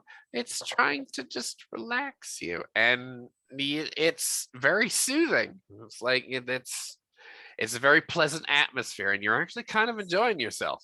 Okay. Not trying to like come at you. Like maybe you could be manipulated. Like if someone was here to do that to you, but this is it's an environmental calming atmosphere. Okay. So recognizing that, I look over at Taraka, lean forward, and says, "It might actually be easier to talk to someone to do something right now. I think. Don't you think so?" Oh. As that feeling washes over you. Mm-hmm. Sort of smile. Yeah, like Tarak's relaxed, comfortable, but he's still got that. He can still look around the room. All right, yeah, type of vibe. Oh, like yeah. I'm marking every single last one of you, but I'm enjoying the music while I do it to the beat. It's you are quite at this point. You are lazily marking everyone. Yeah. He also, actually, honestly, as soon as they would have sat down, he would have pulled out his deck of knaves. It's kind of just habit for him whenever he sits at the table. So yeah, when Ben mentions wanting to talk, Tarako, he'll nod, and you talk. I'm gonna say if anyone wants to lose some money tonight. Who knows? Maybe we'll get a ship in a bit. Maybe. That would actually be infinitely wonderful if you guys could get a ship in a bed. that's actually that is some good fucking strategy right there. I had not considered that. Yeah, bonus XP. Well done. Okay. People bet anything when they're out of money. So yeah, Benythud then is gonna get up and sort of. Are you gonna walk the room? Basically, yeah. Oh, He's just start walking the room. He's looking for people having conversations. They might be like, especially the sailors. Sort of just asking the questions. So how are the tides and things like that? You walk by a table of mixed individuals. Two of them there. Well, here there's 6 guys there at this table. And 2 of them look like they're half caste of possibly some star nomad and Yathite cross, because they have angular features and coffee colored skin. Looks fantastic on them. Okay. And long, I'm not going to say dreads, but more of the thick, coarse Yathite braids. They're not like dreadlocks has a dirty connotation to it, and I'm not trying to say that. I know what you mean. They are strands that are pulled back into one big ponytail. That is not unlike a mop, but it does keep the hair out of the face. And while you're working, these guys are laborers. They're pretty muscular and muscle bound there. One of them has a bandage around his left hand, like he fucked himself up earlier that day. It looks pretty fresh.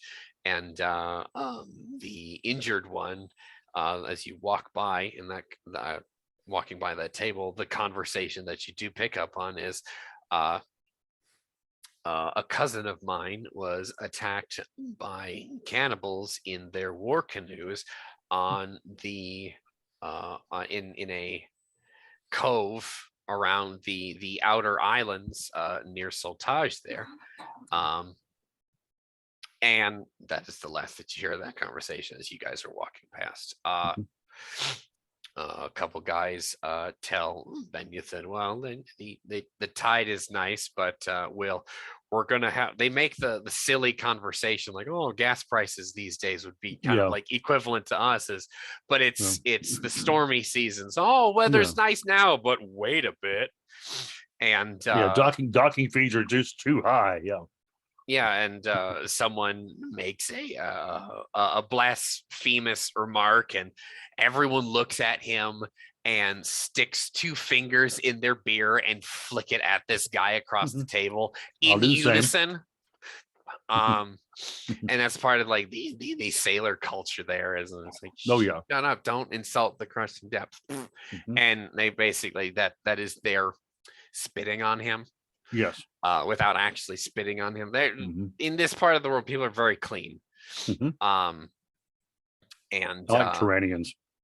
and yeah, and Thoraneans are the barbarians. They're not the terrible cleanest, but you make one I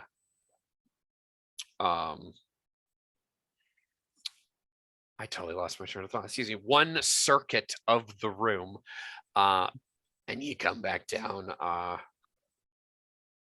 and an individual who recently sat down at the table just adjacent to you, speaking with her companion about how there is a this new building that is housing individuals, kind of like a stable for like fighters, but they are individuals seeking work. Huh. Like they're hiring out mercenaries, and her companion sitting across the table is there, and she says there's a new merchant, merchant that is hiring out mercenaries. And she goes, I don't think it's a merchant. I think they are just mercenaries that are squatting in a building, who are putting the word out, hiring their skills out to people who can afford them. Because you have this, they just kind of look at each other and because this is a new thing. Yeah. They never heard of this before. I'll lean over and say, do you know if any of them are possibly sailors? Or are they just warriors of some type? She, a Thoranean woman, looks over at you, unmarried, but her ankles are covered. I'll smile at her. And she says, from what I understand, there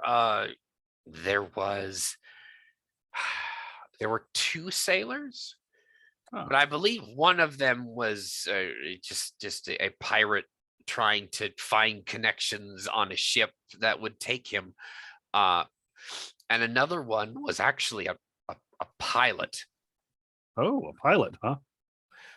There's a few individuals. There was an embalmer from Ra who's actually placed his mark on the board, the post outside, selling his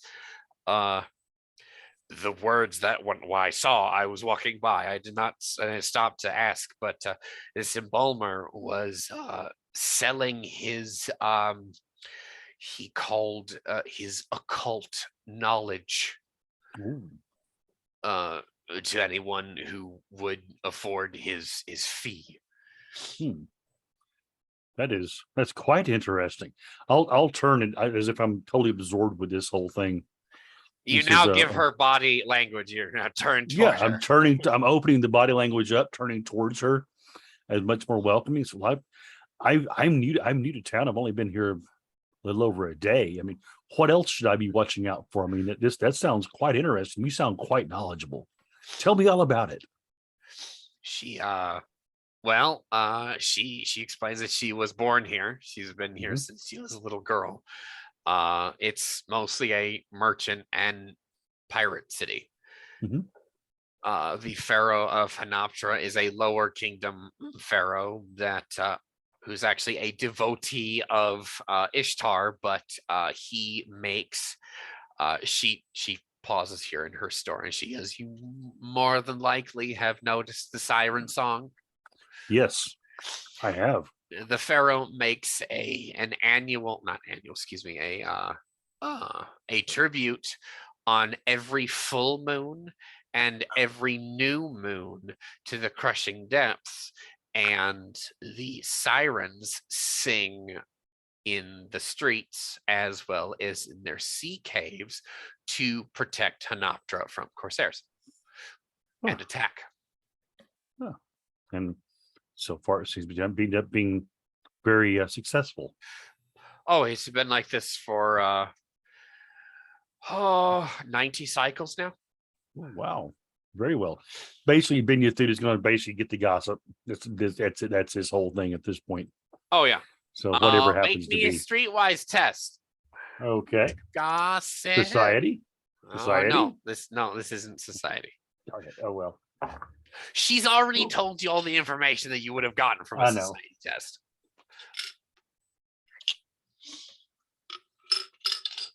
It's a 10. Oh wow. She makes mention that Ankarperka is probably the most connected merchant in the city. Okay. Oh yeah, I've actually met him. He's a very honorable merchant. He is. When he makes a deal or a pact, he keeps it. He is honor bound. Okay. He's a devil in the fight, though. Yeah, I've heard that. That orichalcum weapon that he wields. That is his personal weapon. I don't know where it's come from, but that's a thing that's everything is for sale in his shop except for that. Perhaps even that, if one was to come up with a price or trade worthy of such a weapon. I hear talk that the pharaoh himself is actually quite jealous of Ankarperka's connections, and he's very superstitious of Ankarperka's his lineage. He's a Talashite. Yes, I've heard. So, but I don't speak of it. No, For his bad luck to do so. So during that time, I mean, is Trot got a game going yet, or no, he's playing solitaire by himself. okay? I'll look over at him and I'll say, is it two women, by the way? No, Or it is is a lady and a guy? It's a lady and a guy. Okay. Well, A would you star two like nomad. to? Would you two like to join us for a hand of a hand or two of this card game my friend plays? I don't know very well, but he seems very taken with it. Not tonight. We're not okay. here for gambling. Uh-huh. Can I ask what you are here for? Is for fun, or? She cocks an eyebrow at you and then just looks at this guy, and he just kind of sheepishly smiles as he looks at the table and looks back at you and he goes, Ah, when your thoughts just well, in that case, I will bid you adieu. You two have a wonderful evening. He'll go back over to Tirok's table. At least at this point now, since he has someone sitting at the table, maybe we start playing a two-person deal and see if we can attract anybody else to come in. well, Throw a couple of coppers on the table.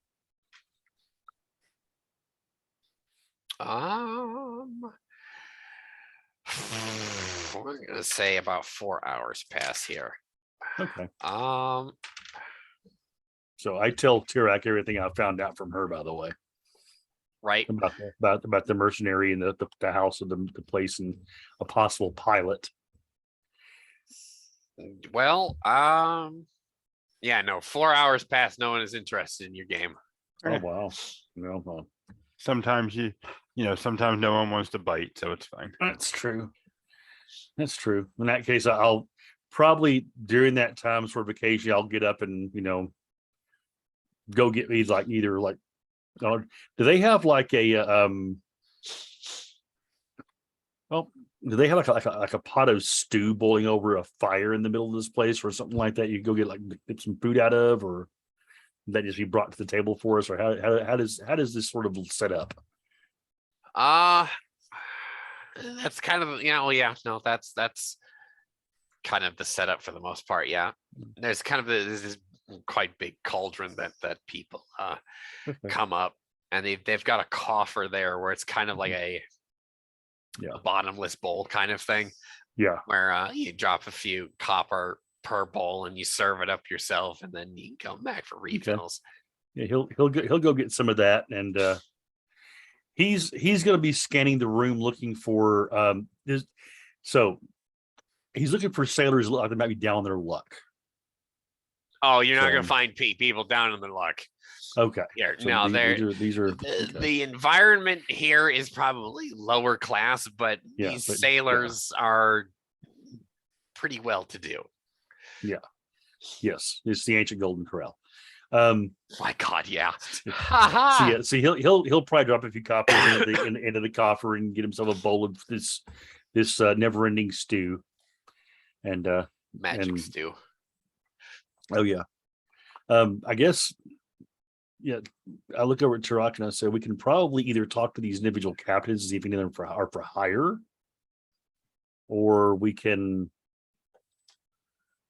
I said talk to them and see if they know if anyone is selling a ship. What do you think? Yeah, why don't you fill them out, see if they know one who's actually want to part with their ship. I can definitely ask that first. And then if not, we can see if anyone is willing to sell passage or crew space. Okay. All right. Well, first off, he just his tunic bit, brushes off a bit of the maybe where he spilled a little of the stew on it, mixes it with the blood real well, I'm sure. Oh, yeah. And he says, "I'll need to get new clothes soon." But here we go. And he puts his hands on his knees and stands up. And he's going to walk to toward this scary table. The scary sea captain table. All right. He'll stop a respectable distance away and wait to be noticed. Well, And- it does not take him very long, and Okay. he looks over at you and he actually smiles and he goes, Well, Ben, come have Ah. a seat. as you, okay. He goes and sits down. He says, "I did not. You know that you knew my name." Part of your name. One of the guys he actually nods to one of the guys and actually stands up Mhm. from his chair. You go in and sit down. I'm assuming you sit down. You Yeah, go, you I'll take sit the down. chair. Yes, if Yes, I've been you sit offered, down. yes. And he stands behind you. Mhm. There's this guy who gave up his seat, stands behind Okay. you. Okay. He goes, "What brings you back to the sea horror, Ben?" Oh, just looking for some. Well, in truth, and he leans forward. His, I'm on a quest. Oh, Yes. By the way, as soon as that guy stood behind Ben, Turok is like oh shit! Keep an eye on it. like hand on like the inside of his shirt where he has one of his daggers. Like, go ahead. Oh, go ahead. Fuck around and find out today, boy. So yeah, so he's gonna lean. He's actually gonna lean forward and put his elbows on the table a bit, almost conspiratorially with this group here, and he'll say, "Last night," he'll look around. He says, "We encountered some Gorgons. Have you ever encountered their kind before?" A hush falls over the table. Yeah, but There are Yeah, some so- side conversations with Yeah. these corsairs here, Mhm. and this captain kind of looks over. He goes, rather kind of lazily. He's enjoying this music, by the way. Mhm. He kind of looks over at you, real fucking slow and eerie, like. He goes, "I know. I've dealt with some Gorgons before." Well, you see, there was a group here last night in town that thought that they would be. I, I guess they felt it was their duty to rid the land of that scourge, if you know what I mean.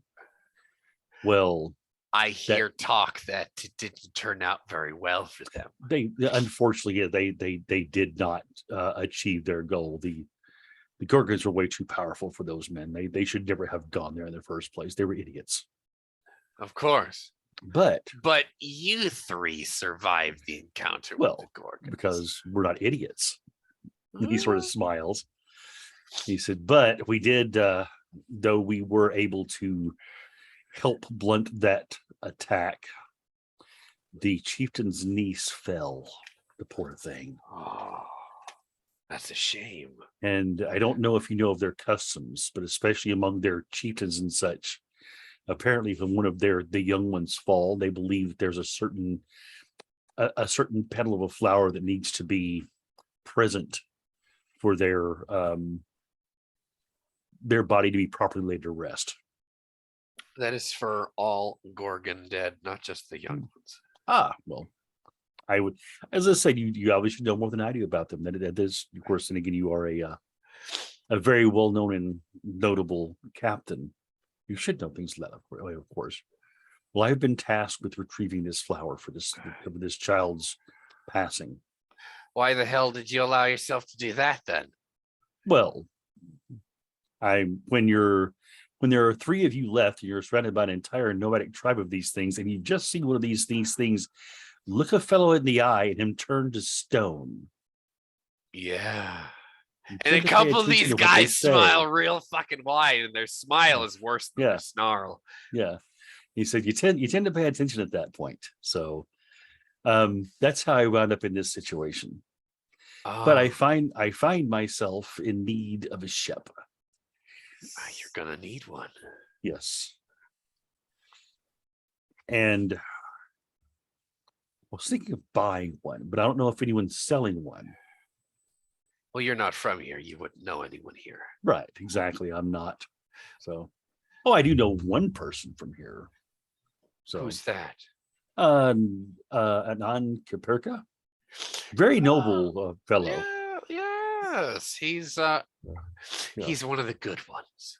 He is. He definitely is. So, and he did tell me that there were some good people in town who might have a ship for sale, but he did not know them directly. There are a few. There are a few interesting individuals that you might,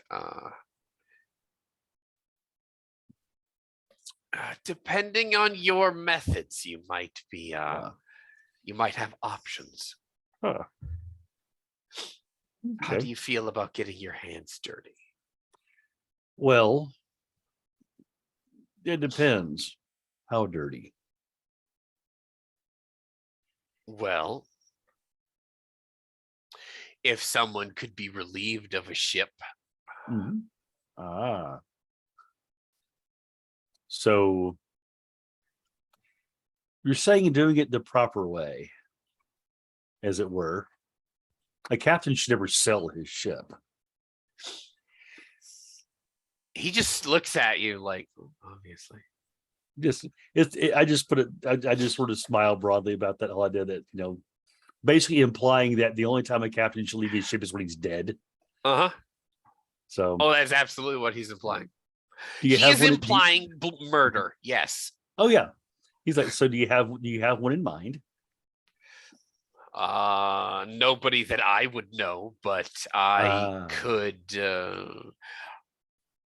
could be persuaded to keep my ears open for you. That would be a great kindness if you were to do so. But of course, that would require I would have to show my gratitude in some way, obviously. Uh-huh. He reaches into his coin purse, which is very light, personally, and he's like, he'll say, "How about he'll just literally pull everything he has in his coin purse and put a small pile. It's like maybe 4 or 5 silver and about 30 copper.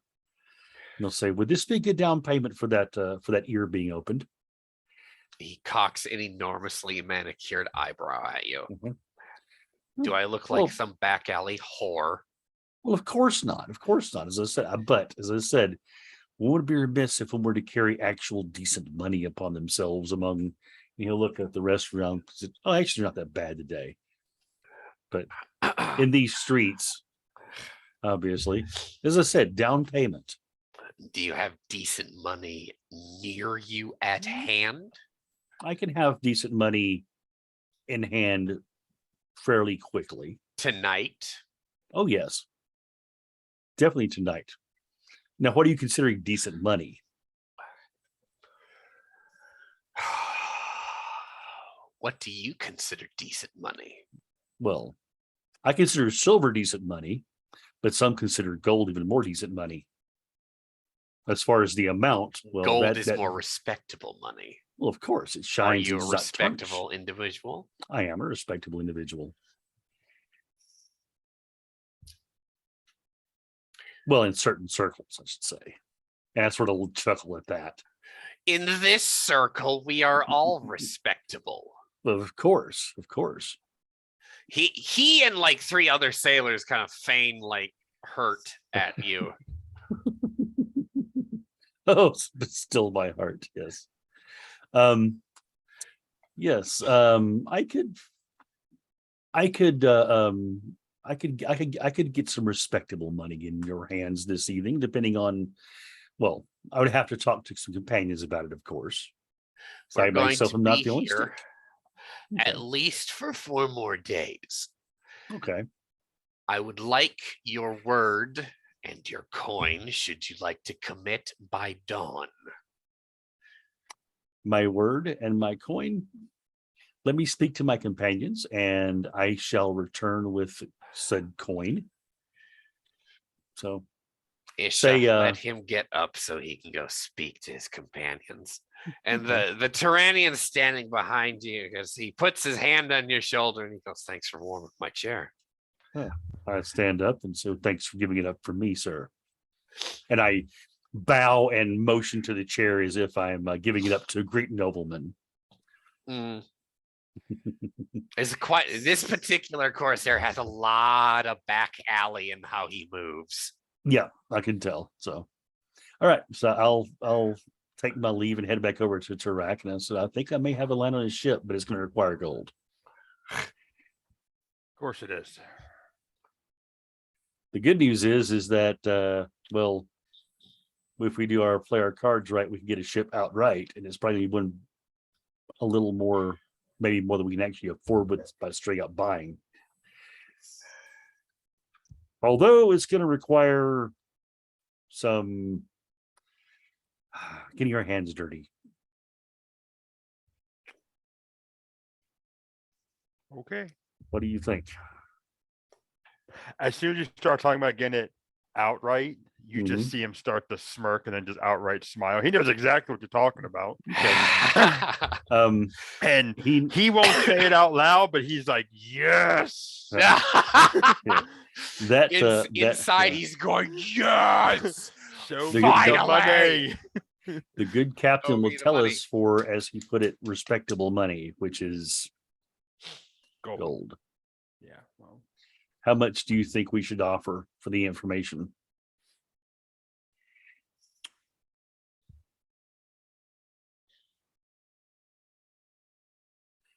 He'd actually look over at that table. Mm-hmm. And like probably about like the most appraising look someone could give someone, like you're actually trying to measure worth. Mm-hmm. He knows he probably can't, but he's still going to try. All I'm going to say is these guys look like they are bad motherfuckers. Right? Mm-hmm. These are not the people you want to see ever outside of a good mood. Like fucking Phoenician Barbosa, perhaps. Right? Yeah. A Dagon worshipping Phoenician Barbosa. Yeah, that's basically what Benythud hopes to be someday. With the curse. Oh yeah. This yes. We don't know it probably. That is a thing to shoot for. Is that reputation, like the Dread pirate reputation? Those guys. Yes. Oh yeah. You want to become Dread pirate Robert at that table. My status is elevated just by being there. Yep. Yes. Okay. Well, we'll have to survived the first interview. You can take that to the bank. Well, here's the problem, Ben. Mm-hmm. We undershoot. He could kill us. You can insult him. Sorry, I'm being the left side of somebody. Right. Well, that's right. We insult him. He kills us. Same thing. Okay, I'm gonna mute. I'll hush up. Okay, that's fine. We overshoot. He fleeces us. Yes. How many men are at that table? 4. So, Including the captain. yes. A dozen.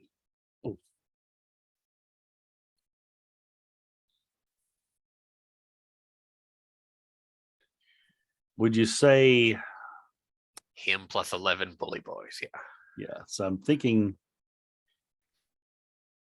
What would you do? You think maybe 1 coin per would be sufficient? You really want to give up 12 gold? I know I don't, but maybe half that many. 6 and 1 additional for the captain of his own. Half a gold coin to each, and then a full coin to the captain himself. That'd be 7.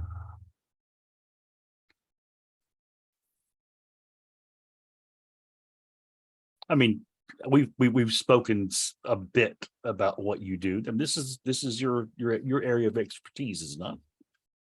Right. Would that be an insult? I mean, that would be basically 50 silver per man. Narrator. Yes. Is that something that would fall underneath streetwise to get like a gauge of what would be insulting in a situation like this? This is the criminal underworld. You are quite literally using streetwise to appraise an employer for a job. Does that make sense? Oh yeah. So roll streetwise and tell me what you got. Please roll high. Right. Well, good thing it's Please. good thing it's a forte, and I have a rank in it. So Anat would be the only one to survive the fucking encounter if you fail because she's asleep. right. We miss you, Lynx. By the way, we miss you. Oh, I got an 8 on one of them. So let's see. Okay. Math 22. 22. Okay. I will tell you this. The only thing I'm going to tell you. You have touched on part of the solution here, but you have not taken into account that how many of those 11 are officers, and they should be paid accordingly. Obviously, the captain should have a greater share. And like Ben would know rank more than Tarak would, because Tarak doesn't know anything about ships and sailors. So correct. Would that be a seafaring role? More than likely, I would. This is why we play test the system before publishing. This has also never come up before either. So. I'm gonna say. Hang on, I have to write all. Or would it be shit down. Society? No, it wouldn't be society. Society. It wouldn't be society. You're trying to use society for everything. Quit that. All right. Well, I mean, seafaring or sea lore would be our 2 closest, because you would assume rankings. Military rankings would be kind of universal, especially naval ones, I would guess. Land-based ones, not so much because of nations, but you figured naval ones would be more universal. I think, yeah. So I would say, because for the lack of a better skill or mechanic right now, use seafaring to see, because you don't know, you guys don't ask anyone their name. I don't know why you guys haven't asked anyone names these days, but you have not figured out who's what at the table. You assume that the dude with the best dressed guy there is the captain. He's the one who speaks with the most authority, but you can try. Go for it. That'd be a 16.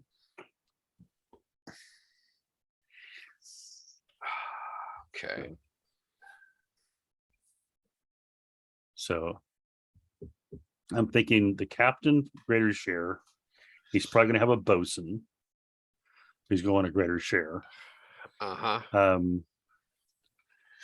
You might have, if it's a proper pirate ship, you're going to have a what's his name? A quartermaster. Quartermaster. That's the word. He'll probably have a greater share, and then the rest will be divided among the crew as they see fit. You also don't know who's actually sitting at that table. Right. But I'm thinking to myself, okay,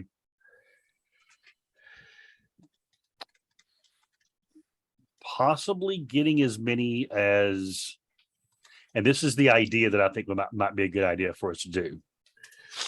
We go up and we'll get, say, let's get, say, 15 coins. That's a high deal. Turok has the coins. I'll go back to the table and I will offer two gold coins to the captain, 1 gold coin to him and his quartermaster, and then for the rest of the men, half a gold coin each, and see if they'll take that. And then, been asking how many's in his company. So how's that sound to you? Captain gets the lion's share. I was talking to Turok. And just as a quick edit here, you don't have the coin down here in No, the bar. we'll have to go up to the room and get it. Okay. But what I'm saying is I won't have it on me. He'll have it so that basically when he says, okay, I have this many people, I can then motion for Turok to bring that amount of gold over. So basically it's not they grab me, see how much money I have on me, take it all and leave. Oh, come on. Oh, fine. I'm smarter than that. Pirate's still a pirate. Yeah. No, yeah, we can do that. 15 is probably the highest I'll ever go with this, though. Yeah. That's half the fund. It is half the fund. I agree. But it's better to spend it all on buying a ship outright. So, so we get a half off. Okay. So with that, then I guess I'll go upstairs.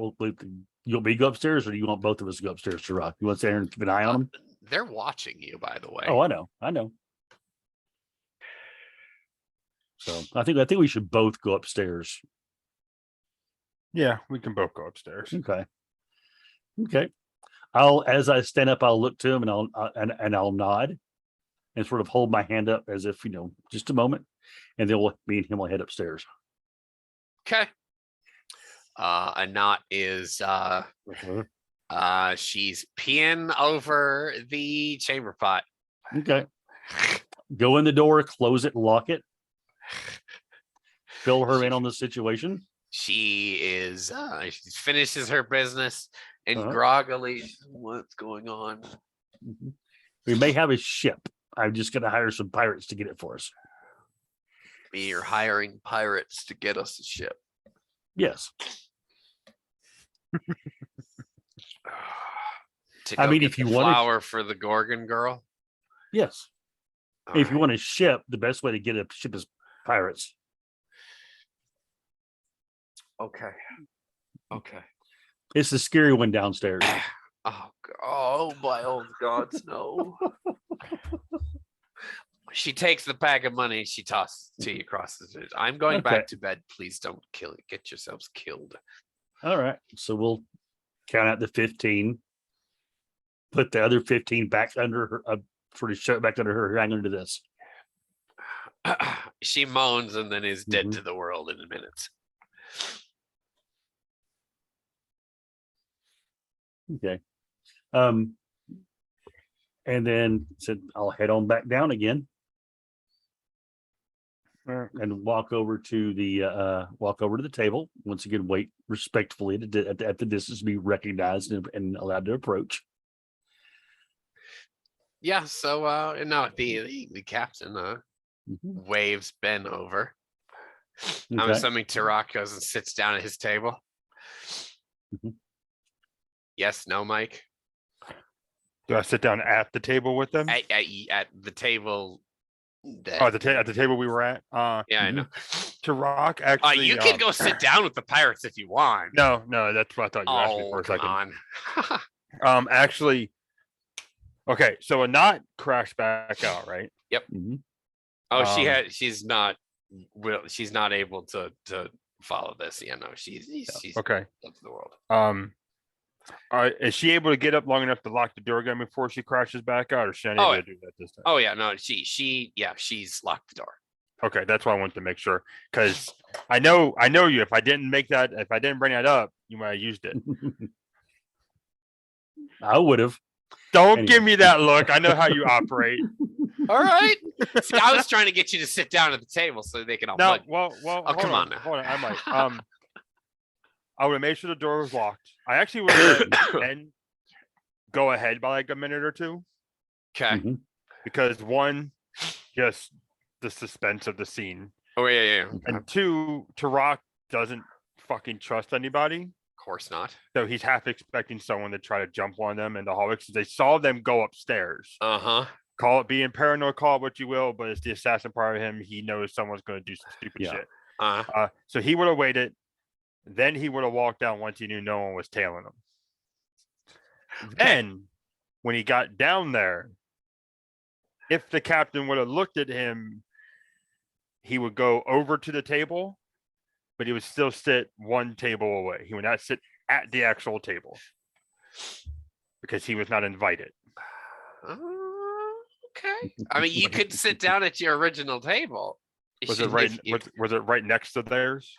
It wasn't right next to him, no, but it was some feet away. Yeah, if there was one like right next to their table, he'll sit at that one. Okay. You guys are real paranoid. I like this. Mhm. Of course, Hey, the pirate.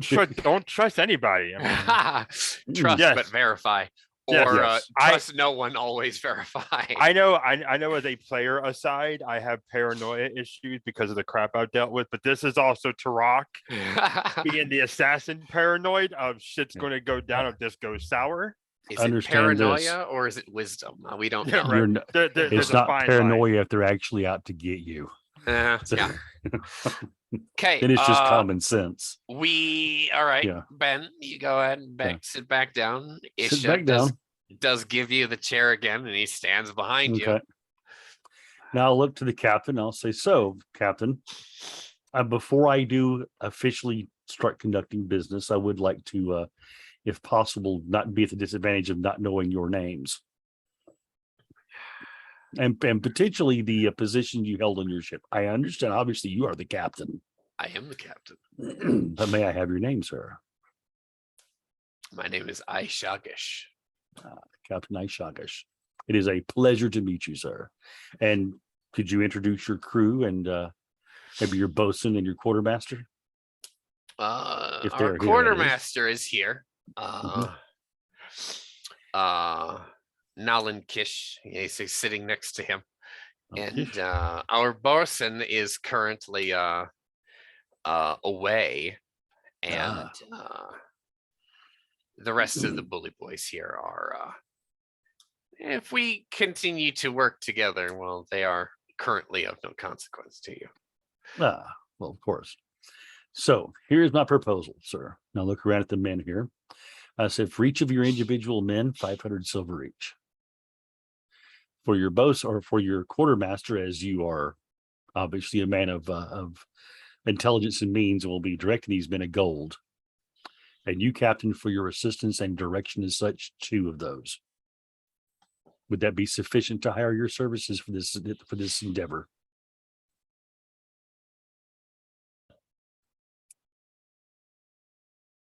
You said 500 silver per. Yeah, that's half a gold, but yeah. No, it is not. silver. Oh, sorry, 50 50 silver. silver. Okay, 50 silver. I I'm misspoke. gonna say, yeah, no, he'll take all your money.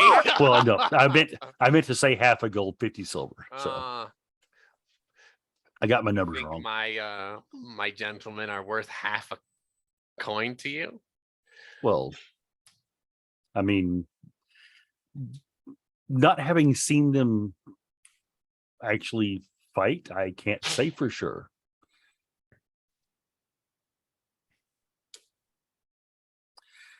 They're let's see. Let me do my numbers here real quick. It's 2, 3. There are 9 of them, so half each. That's going to be 4.5. So 3. That's 7. So it's cake hot 8.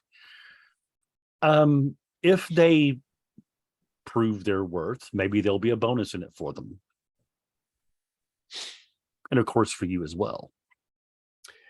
If they prove their worth, Well, I don't know their worth, sir. I mean, you're asking me to purchase them sight unseen. I was under the impression that you are a respectable individual and Well, you're I am. sitting down at my table insulting us, friend. That was not my intention at all. But it's what you said. I do apologize, Captain. I did not mean to be insulting in any way. I've just said I am a man on a to an extent a holy mission, and I have to watch my funds fairly closely. So obviously I can't just go and just give all of my money to the first person who offers me a ship. I do hold you in high esteem, obviously, because you obviously, just by your look, I can tell, and that you are a man of means. You knew who I was. Not everyone here does. That means you're a man who is connected. You obviously have, I look around at the place, you have a place of prominence within this establishment where you sit. So obviously people here respect you. Gold is respectable. I hope by plying your hand with gold to get your assistance in this, and then once we have what we need, plying your hand with more.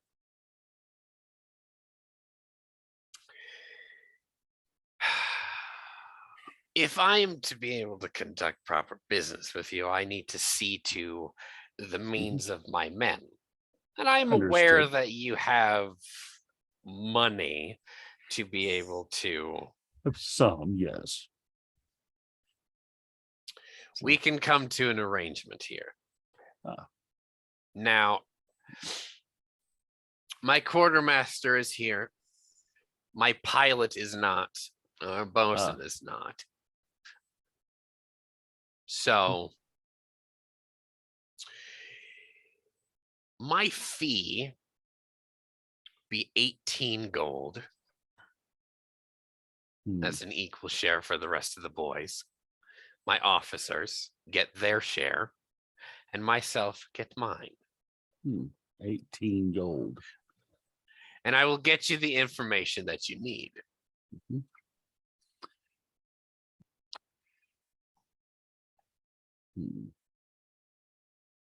I'll sort of lean back a bit. Would you take 15 now and the rest upon delivery of said ship? You've already insulted me once. I don't trust you.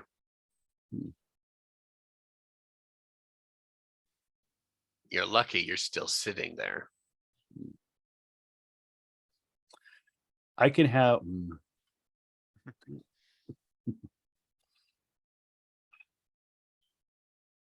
this point, it's an executive decision.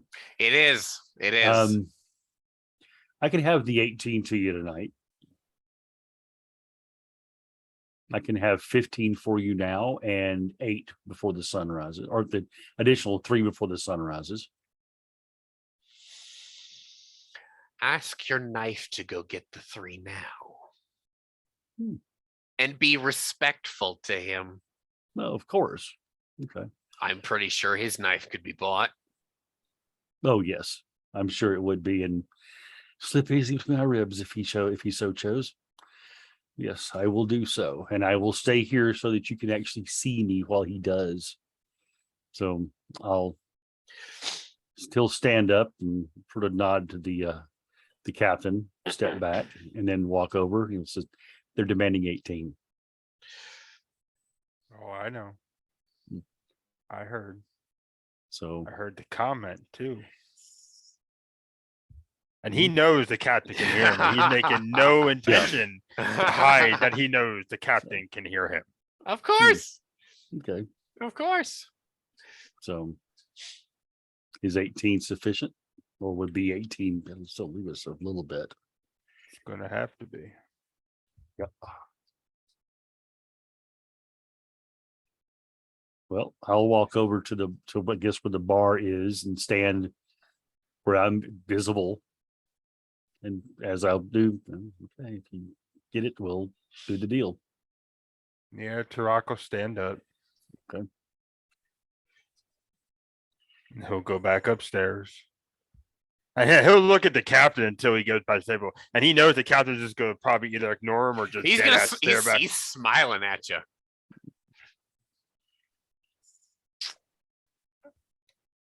Not what I thought you were worth, but I guess I'm not respectable. And he'll go up the stairs. Okay. And he'll wake up a knot, and he'll get the other 3 gold, and he'll let a knot go back to bed. She opens up the door. She is very upset with you. She just gives you the rest of the money and closes the door in your face. That's fine.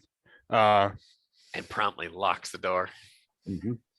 He'll actually put the 18 into the pouch, and he'll actually have the other 12 hidden in various pockets in the couple satchels he has. Okay. So it's not all in one place. And he'll go back and he'll hand the pouch back to Ben. Okay. Ben will look at it, nod, thank you very much, walk over, and he will take the coin, the coin purse, and place it on the table and step back. 18 as promised, sir. He nods to his quartermaster. The quartermaster reaches across the table and takes it out, counts all the coins, and he says, make sure the boys get theirs and Lulu gets his before we leave. And the quartermaster announces to the table, I'm going to be placing this in the coffer for everyone's payment. That is where it's going to go. It is not going to go anywhere else, and I won't be argued with on it, boys. And a couple of them just kind of like sneer at each other, and a couple like hiss menacingly. And the quartermaster takes 4 of the guys with him, and they leave the scene. Okay. All right. So as after they leave, I'll look to the captain and say, may I sit, sir? You may not. We're leaving. Ah. He says, come. And these guys stand up as a unit, and they're out the door. Okay. I'll look at they're also expecting you to follow. Yeah. I'll look at Turok and nod and sort of shake, hold the hands up and follow them. Out into the night. Mike, are you following these guys too? Mm-hmm. Remind me, is it well lit here? What do you mean?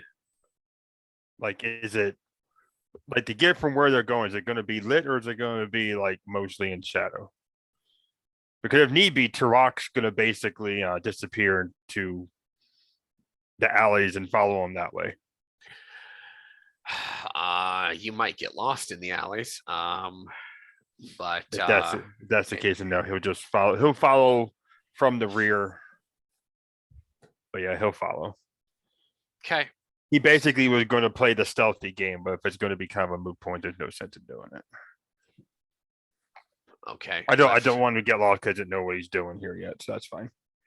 Now, the 9 of you total remain in the streets. These guys are moving like they got a purpose. Okay. They're out to it's not that about out to go get laid swagger, it's we're out to get some, well, we're out to kill some people swagger. And a little bit of ultra violence. Yes. Yeah, kind of sort of, yeah. And says you guys are walking, so Captain Aishagish pulls Ben Yathud aside, and he says, well, actually pulls you up to walk next to you, so you can walk next to him. Okay. He goes, how accustomed are you to skullduggery of this kind? I've done a bit. I'm not necessarily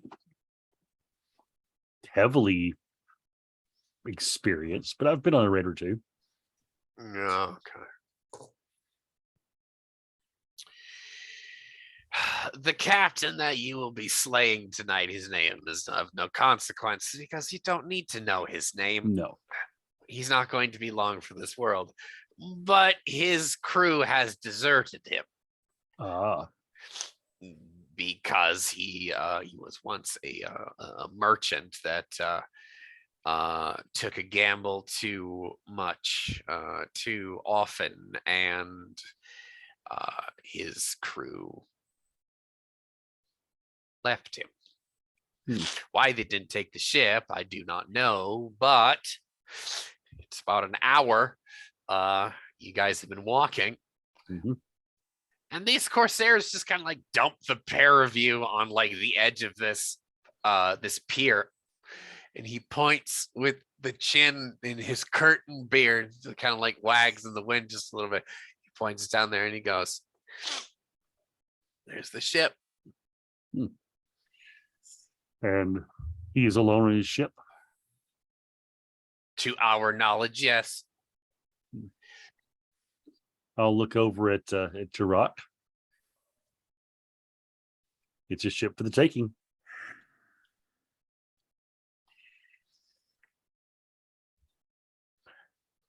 Tarak will just nod. I'm assuming they're letting us do this part. Oh yeah. You paid Okay. them for the information. They took Yeah. you right to where you guys need to go, and you guys are going to get your hands dirty.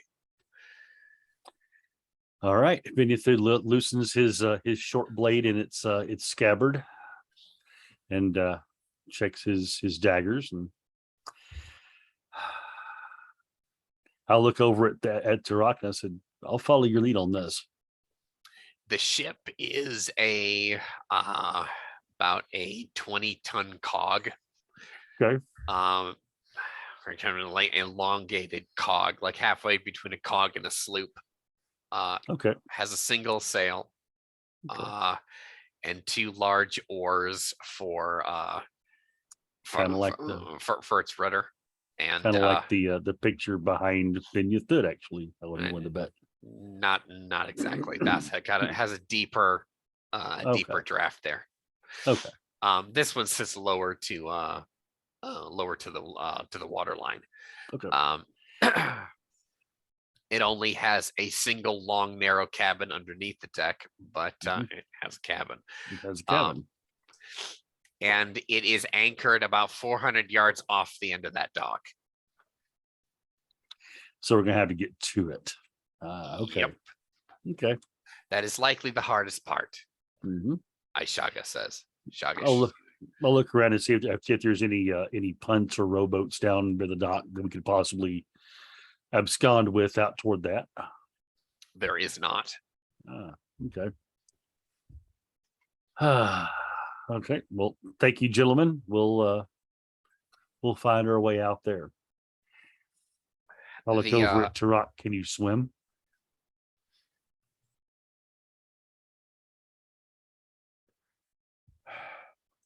Please say No, yes. actually, he cannot. What? Then that's going to be a problem. Oh. We'll have to look for a boat.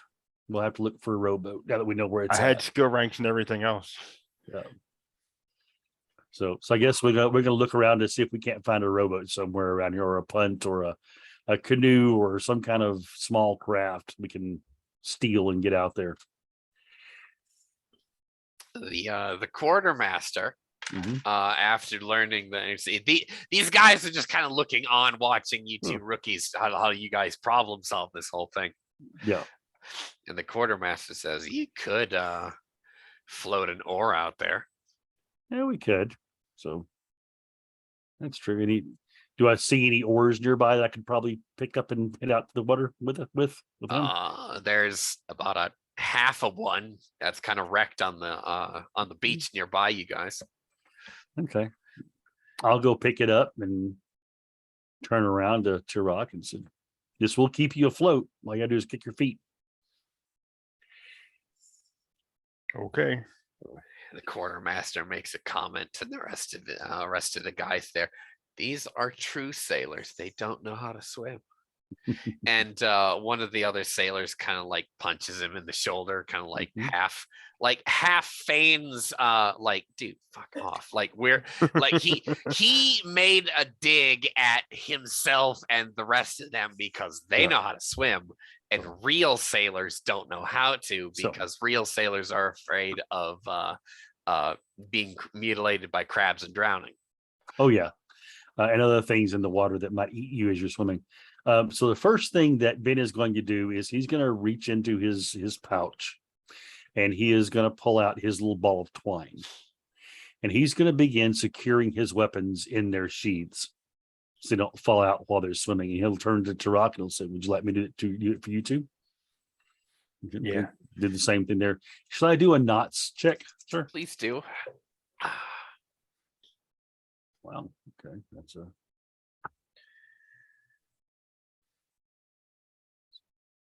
a 20.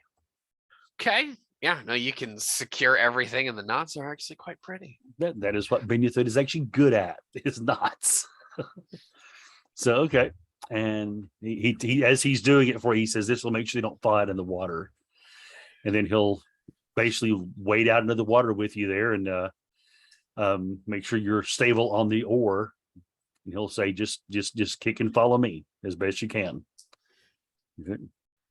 And he'll start heading out toward this thing swimming. So Shogish's gentlemen stand there and watch you until you guys can't be seen. And if you guys look back, they're not there. But yeah, no, you guys can for the sake of I suppose sake of the role, make a physique test. This isn't actually swimming. Okay. Well, yeah, I'm actually swimming with a 28. You don't have grades in swim. I have grades in swim. No, He doesn't. He does. I don't. I have grades in swim.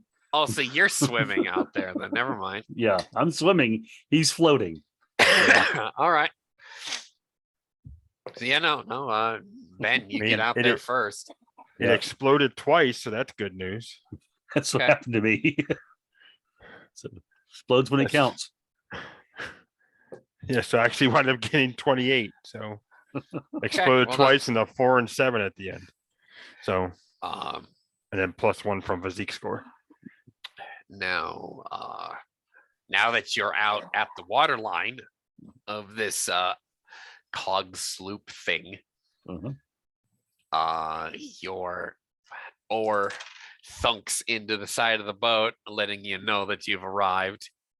However safely, may or may not be. It's pretty maddening that you don't have anything underneath you to either stand upon or what have you. But now that this oar is now up against the ship, almost like broadwise, you have next to nothing to hold on to. So I'll motion you over to the anchor rope or chain or whatever it is. So okay. Yeah, no, there's a rope there that goes up the side of the ship. Okay. How do you guys wish to proceed from here? Well, we need to climb the rope and get to the gunnels of the ship. Which how high is this the railing of the ship out of the water? Probably about 8-9 feet up from the water line. Okay, so she's riding. I'm assuming she's riding light. She probably isn't loaded down with cargo then. Okay. Oh no. Okay. All right. Whatever cargo that they had, they've obviously put off. Yeah, I'll motion for Tarak to go first and head up because I can swim. You need to get out of the water faster as you can. Right. Also go head on up very quietly whisper. Make me an athletics test. I'm gonna say I have athletics and acrobatics, just not swimming. Oh, you got everything else. Okay. He can climb and he's supposed to be skullduggery in town, not on the open sea. Well, you're gonna learn today. Yeah, I know, right? Well, I mean, I taught them how to do streetwise. They gotta teach me how to swim. So yep. There you go. What you say was gonna be though? Athletics? Yes, athletics to get up there.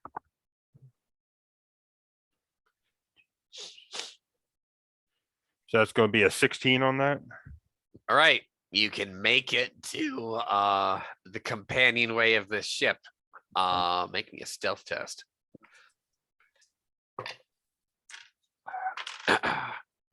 Ooh, okay. Damn. Oh, that's bad. All right. 20. It's going to be a fat 30. A fat 30. That's a fat 30. So yeah, you over the rail you go, making your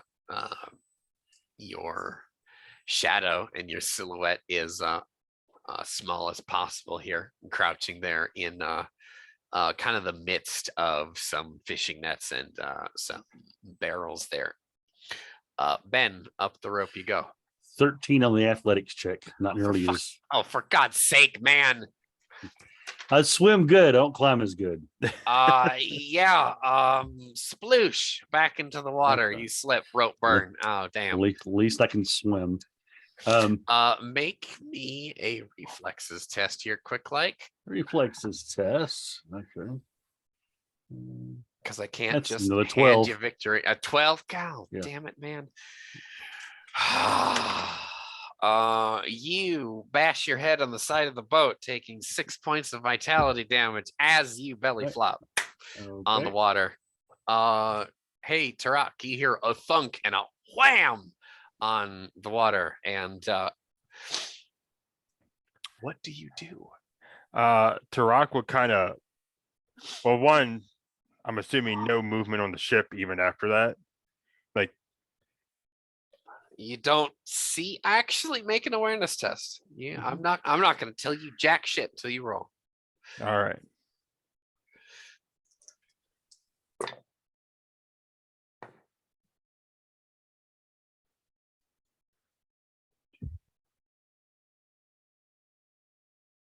It's going to be a 15.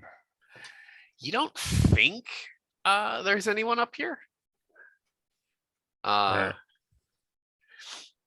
He'd like give it a couple seconds because okay.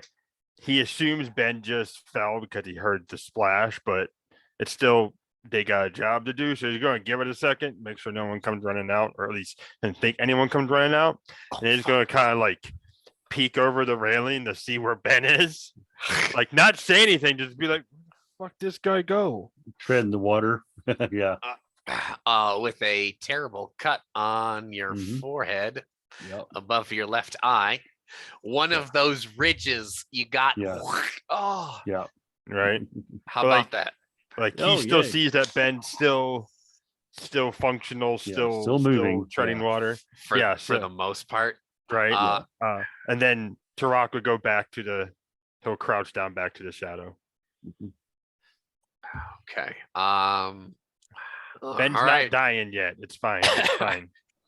I don't know. For a 0 level character, 6 points is pretty damn bad. Yeah. Yeah.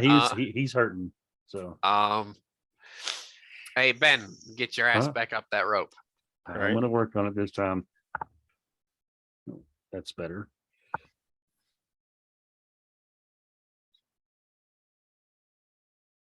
That's gonna be a 19. There you go. So, You were able to skip the part of the rope that seemed a little slimy, may or may slippery. not. Yeah. Yeah, that's and you get yourself up there over the railing there Okay. on the other side of Yeah. the nets and And barrels there. Untie my weapons. There you go. Untie those weapons. Yeah. So, okay. All right. So, and then look around for Tarak. Sure, he's probably hidden very well. Yeah. Now, No, you no. guys tell me how you guys want to proceed here.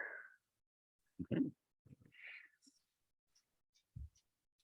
Seeing if I see this, if he sees Ben untie his weapons, it will actually remind Tarak to do the same.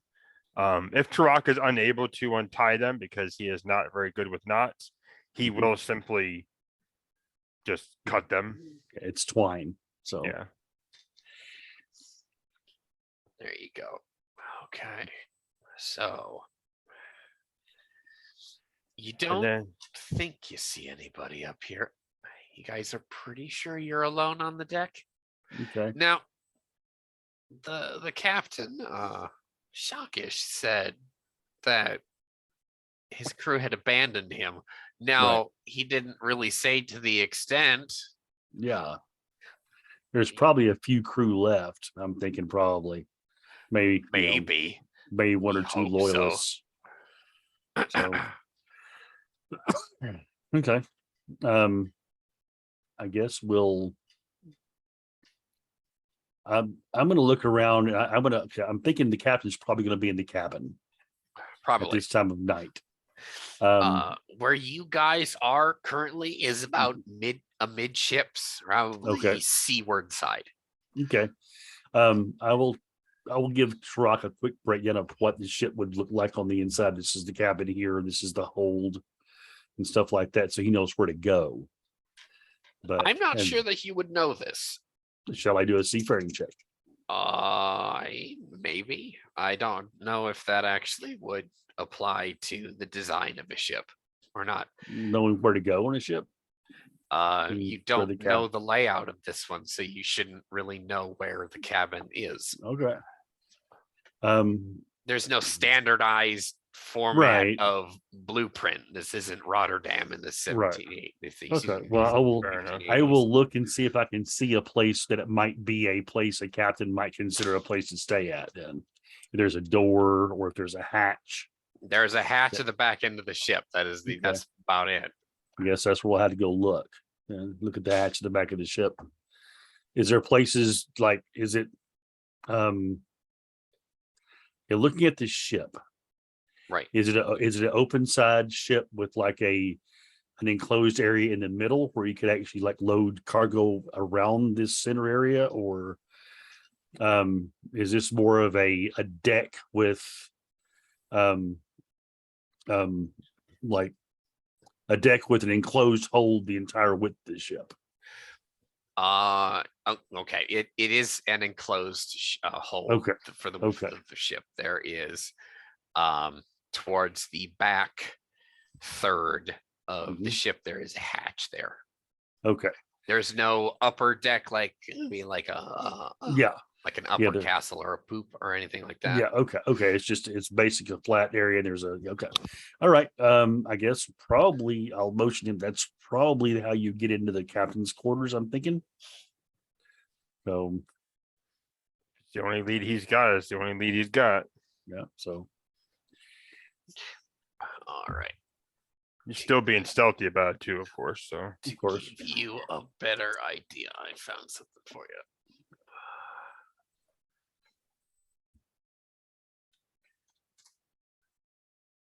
I'm glad I'm blessing myself the foresight that I had to grab a couple generic ship ideas. okay. Something to that effect. Okay. So it's got a spot in the middle for cargo, a covered deck, and then okay, that'll work. But towards the back, there's a hatch. The back, there's a hatch there, yeah. Okay. But it would have a single lantern sail, not the rectangle. I can't remember what the rectangle's called. I forget what it's called. I'll stay with myself. Okay, so I'll follow Tarak back as he's being stealthy. I'll do my best to follow his lead. Can we roll another stealth, or are we just going to do this narratively? Make me a stealth. We're gonna do this. 19 here for stealth. Okay.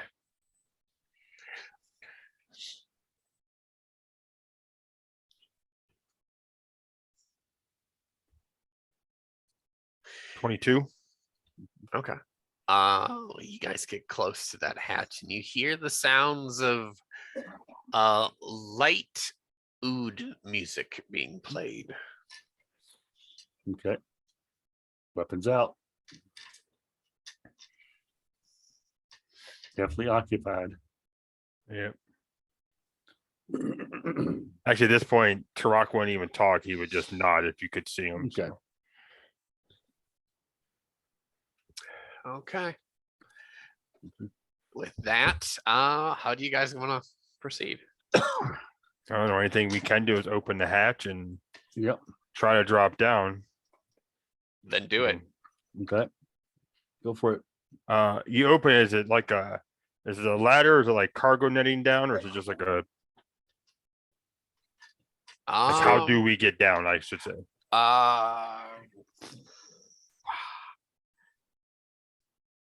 Well, currently it is close, so you wouldn't actually be able to tell. Yeah. You wouldn't be actually Right, able to tell well, at this one. But open it up Open it and look in there.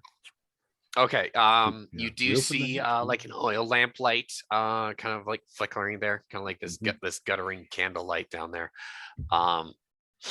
The smell of wine comes wafting up, and there is a rope ladder that drops down about like about 12 feet. Okay. I'm assuming with the situation, I can't actually see like shadows, like body shadows flicker and move. I'll just see the oil lamp.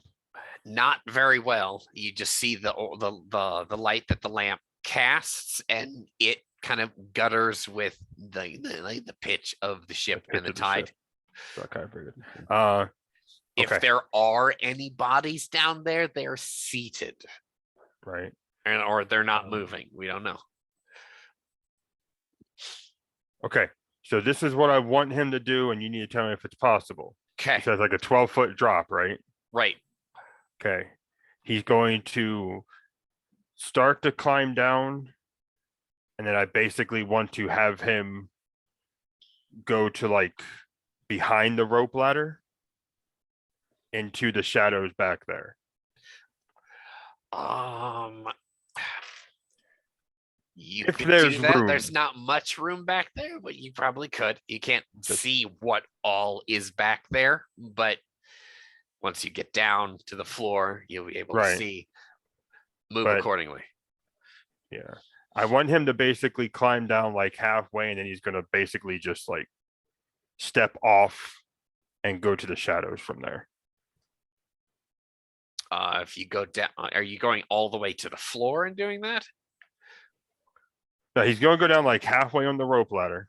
Right. Which is about another 6 foot of air beneath you. Yeah. And then he's going to kind of put himself into the back from there. So you're going to jump off the ladder into the shadows. Yeah. Okay. All right then. Make me an athletics test. Hoping that the pitch and the plane kind of, well, muffles we'll see what what he's your doing. die says. You said athletics? Yep. There's an 8. Hey, get back over here.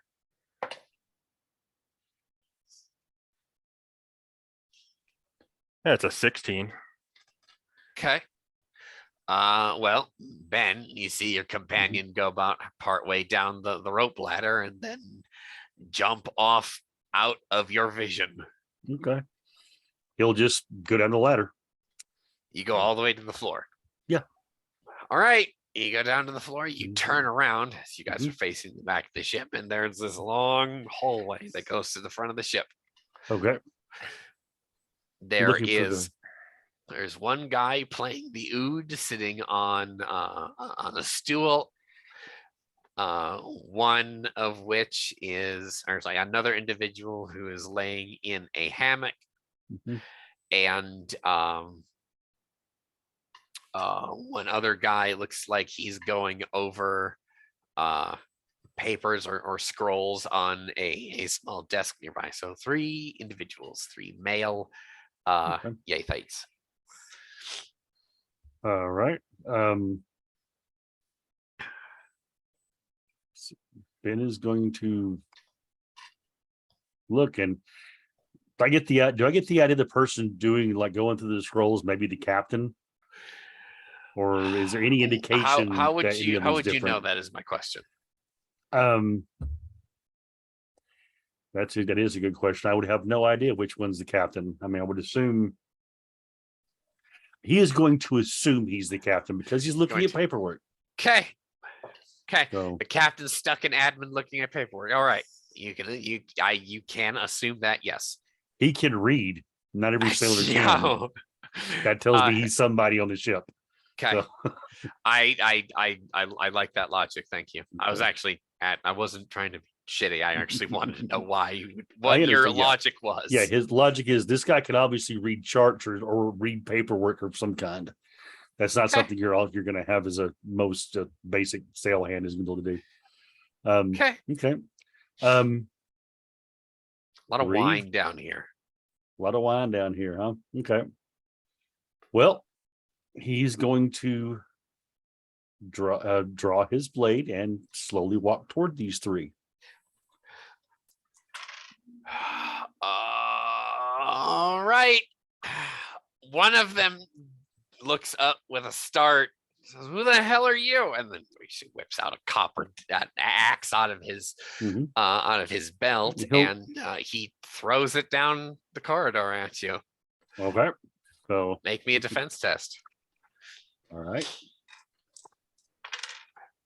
Oh, come on. All right. That is going to be a 18. All right.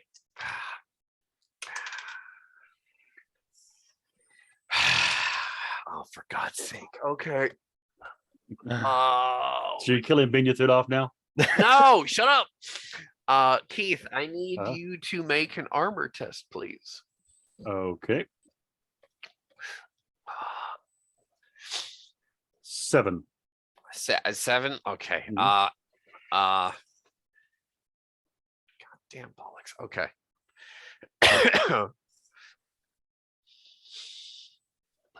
You take 5 vitality damage as that copper Okay. axe buries itself in which of your limbs?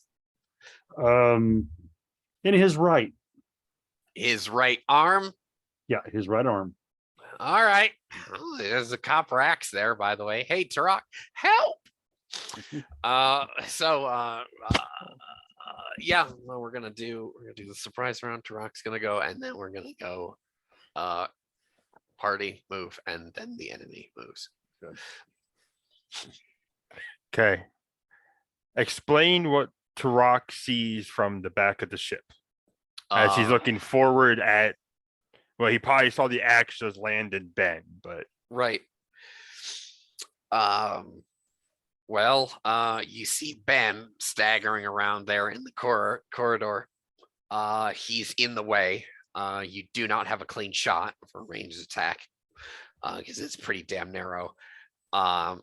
You see now the 2 seated individuals standing. The individual putting down the oud, and they're beginning to draw their weapons. And it's not very well lit down here. So not much. So we don't have any light coming from above deck, right? Like there's no like grate or slats or anything that it would come through. Oh no. Oh no, Okay. no. It was just They may or may not be by tactical design. We don't know. just the hatch and the lamp. I will give you a gibbous moon tonight for moonlight coming through the hatch, but that is above you and maybe 4, not aft. Aft is behind. 4 is aft is behind. Yeah, 4 is forward. Yeah. So maybe like above you and like 4 feet that way, and then like the candlelight straight ahead. Okay. Which doesn't really help. I'm trying.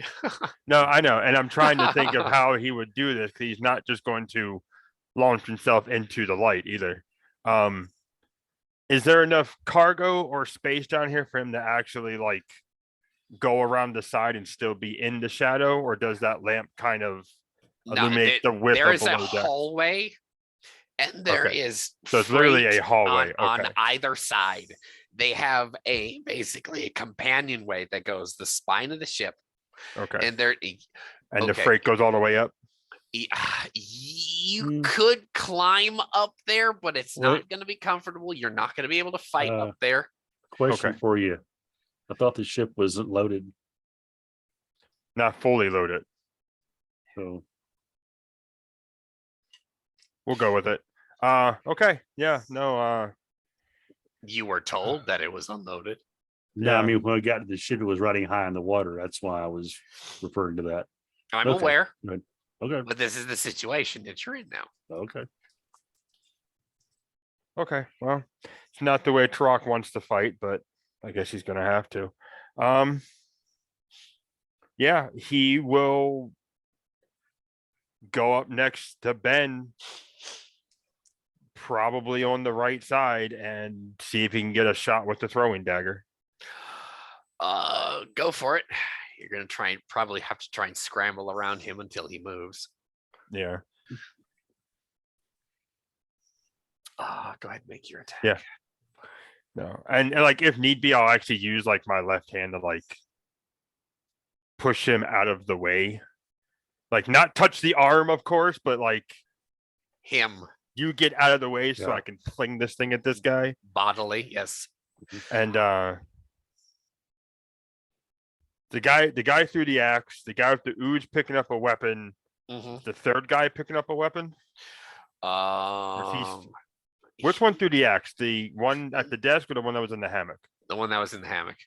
Is the one at the desk doing anything, or is he just He is drawing a bronze kopesh out of a sheath. okay? You can now assume that he's the captain because he can read. He looks like he's been doing paperwork. He actually has a And nicer it's weapon. yeah, he's got a fucking Kopesh, yeah. Okay. You can tell in the guttering light there, it's he might be a little drunk. Yeah. So seeing that, and also just because I'm kind of pissed off at the guy who threw the axe, I'm actually gonna throw this at the guy who threw the axe at Ben. Okay, We're gonna Roll try it. we're gonna try to do a bit of a revenge shot here. sweet. Retaliatory attack. Get him. Get him. Jesus. Fuck. Uh, Two Keith, explosions and a double sevens. That's 30 right there. and that's your attack. That's just off the dice, so it's actually gonna be a total of 33. Okay. Keith, are you at what are you at? Are you up in the quick by now? Oh yeah. Oh yeah. Where are you at then for I'm at vitality? 4. You have 4 left. Okay. 4 of 15. So Okay, yeah. you got -2 to everything then. Yeah. All right. Yeah. Hang on. Yeah, no, that is a dispatch 4 for you. Yeah. Okay. Roll damage. Because I'm like 90% sure that he's not going to be able to suppress much. He's actually not wearing any armor, so he doesn't get an armor test. So you said it was a dispatch 4, Dispatch 4, yeah. and then I get an additional 4 from background. So that's 13 points of damage. 13 points total. Yes. A Uh, D8 plus dispatch, so because just regular What did you weaponry. roll on the die? A 5. And I get Okay. 8 dispatch. Because 4 from the roll and then 4 for being an assassin. Is it only 4? Yeah, that's Oh yeah, no, never mind. It is +4 because maximum Yeah. assassin dispatch is +9. Yeah. You can describe for us how that dagger lands in his throat and blows out his vitality there. yeah, that's pretty much what I was gonna do. Is gonna, cause I'm assuming, because my mind's eye at least is this guy threw the axe, was probably still like in the late stage of like the throwing stance when I came up and kind of got Ben out of the way after this happened. And what'll happen is I'll push Ben out of the way and I'll bring mine back. And just like that whole like fluid motion thing of get right in the way there and just throw it, and probably in the guttering light, watch it flip over a couple of times and just land right there. It twinkles once in the candlelight and then lands in his throat. Right. Uh, And then immediately I'll grab a second dagger as I have like Ben like out of the way. All right, now we can roll our reaction tests here. Now, Are we going to do the group reaction that we've been doing?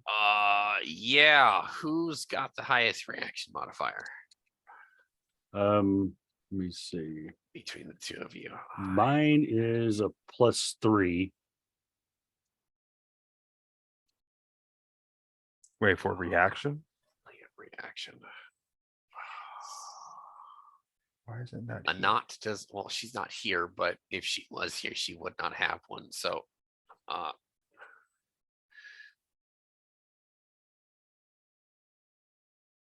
That's based off cunning, right? It's still based off cunning. reaction is based off of reflexes. Oh, reflex. Yes, it is 3 for me. Okay.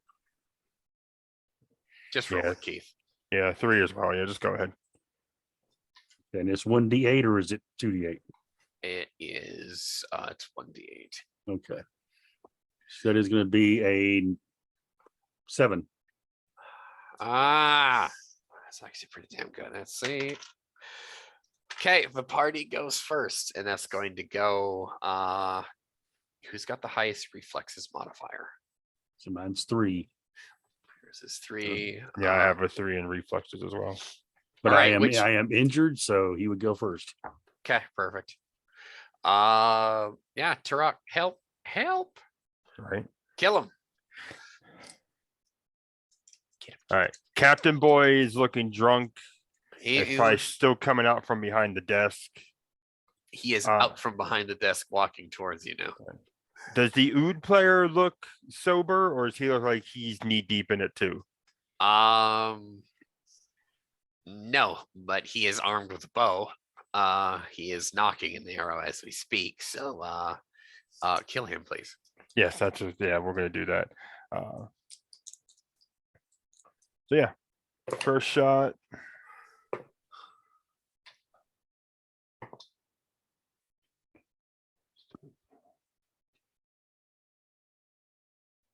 Could be a 19 with the thrown dagger at the bow boy, at the archer. Yeah, bow boy. That is actually gonna miss. Really? Ooh, yeah. So, hey Ben, can you redeem yourself for us? How far away is this guy with the bow? They are actually towards the front of the ship. You guys are towards the back. Okay. Okay. Well, then I will toss a dagger his way too. Then Go for it. It's just a rain of bronze and copper as they're going back. We're in a firefight on a hallway. Yeah. all right. It's going to be 20.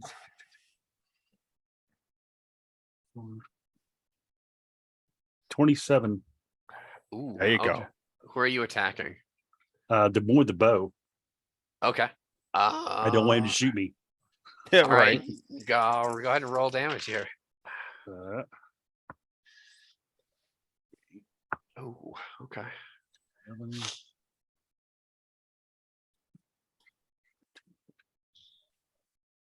15 plus whatever dispatch I happen to have.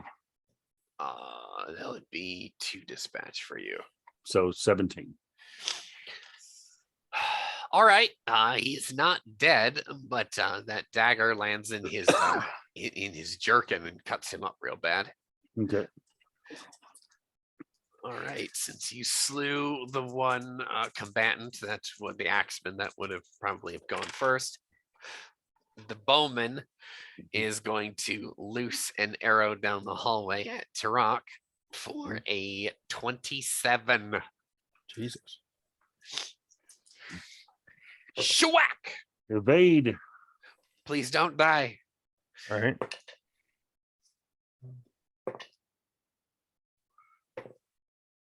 Can you feel the trepidation, gentlemen? Right. Oh yeah. Oh yeah. Just to think, Lynx, if Anat wasn't sick, she'd have been down there skull fuck these guys and we'd have a ship by now. Yeah. When I went forward behind her shield.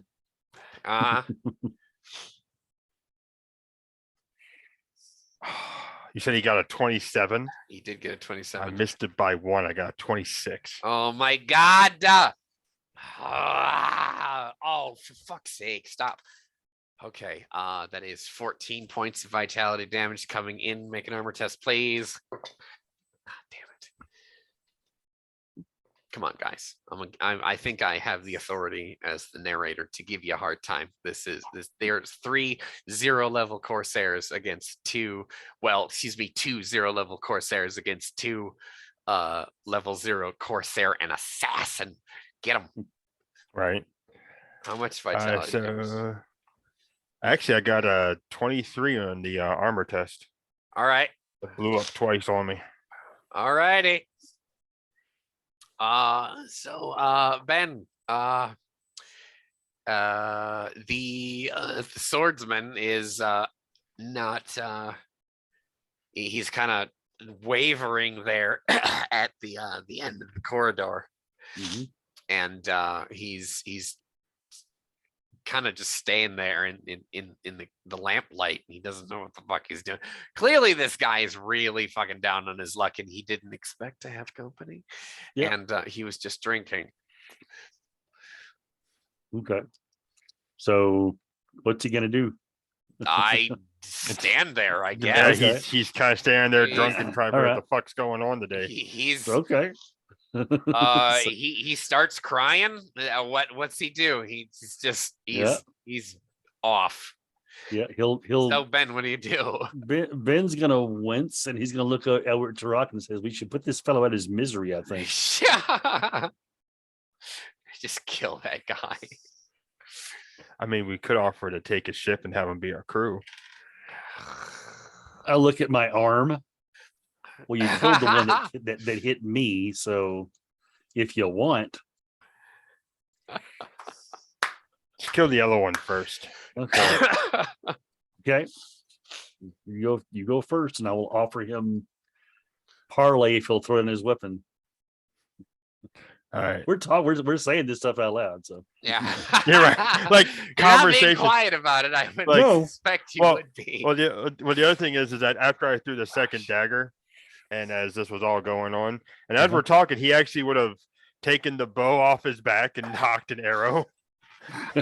Yeah, no, this you the freak- assume that the captain is just kind of like wavering there, and he's like wiping away fucking tears, like he's fucking Uh-huh.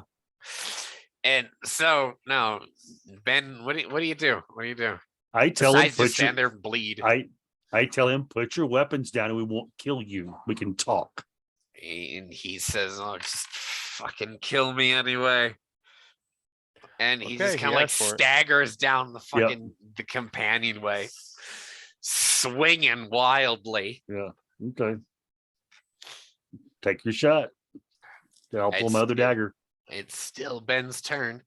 Oh, I thought it was going to be Turok's turn because I'm injured. No, He dude, actually- it's, okay. we're going in order. Okay, then throw the dagger at him. Get him. So, I'm pretty sure you can break an 11. oh yeah. 21. All right, roll damage. He doesn't get an armor test, so he's gonna eat all of it. There's an 8. Ah! 16. Oh yeah, no, that is twice his vitality there. He only had 8. That is Okay. gonna land in his fucking chest to the left of his breastbone. He's gonna die there on the deck. Okay. As he falls to the ground, dude, he's still living with the bow, and I say, offer still stands. Put it down, and you might survive.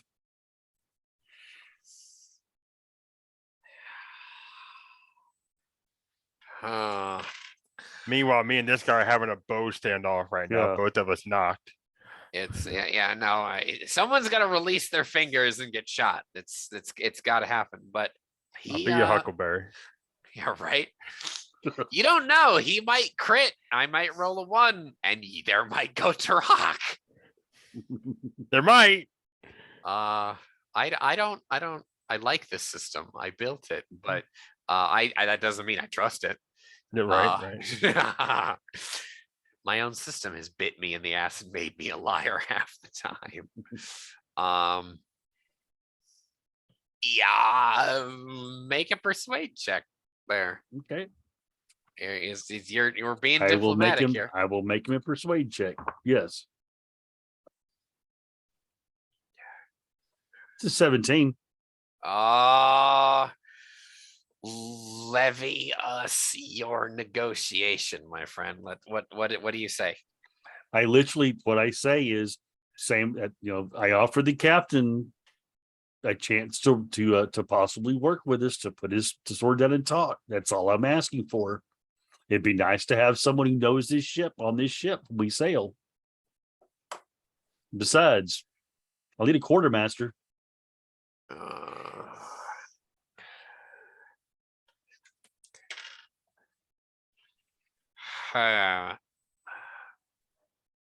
Is this a pirate vessel you plan to turn it into?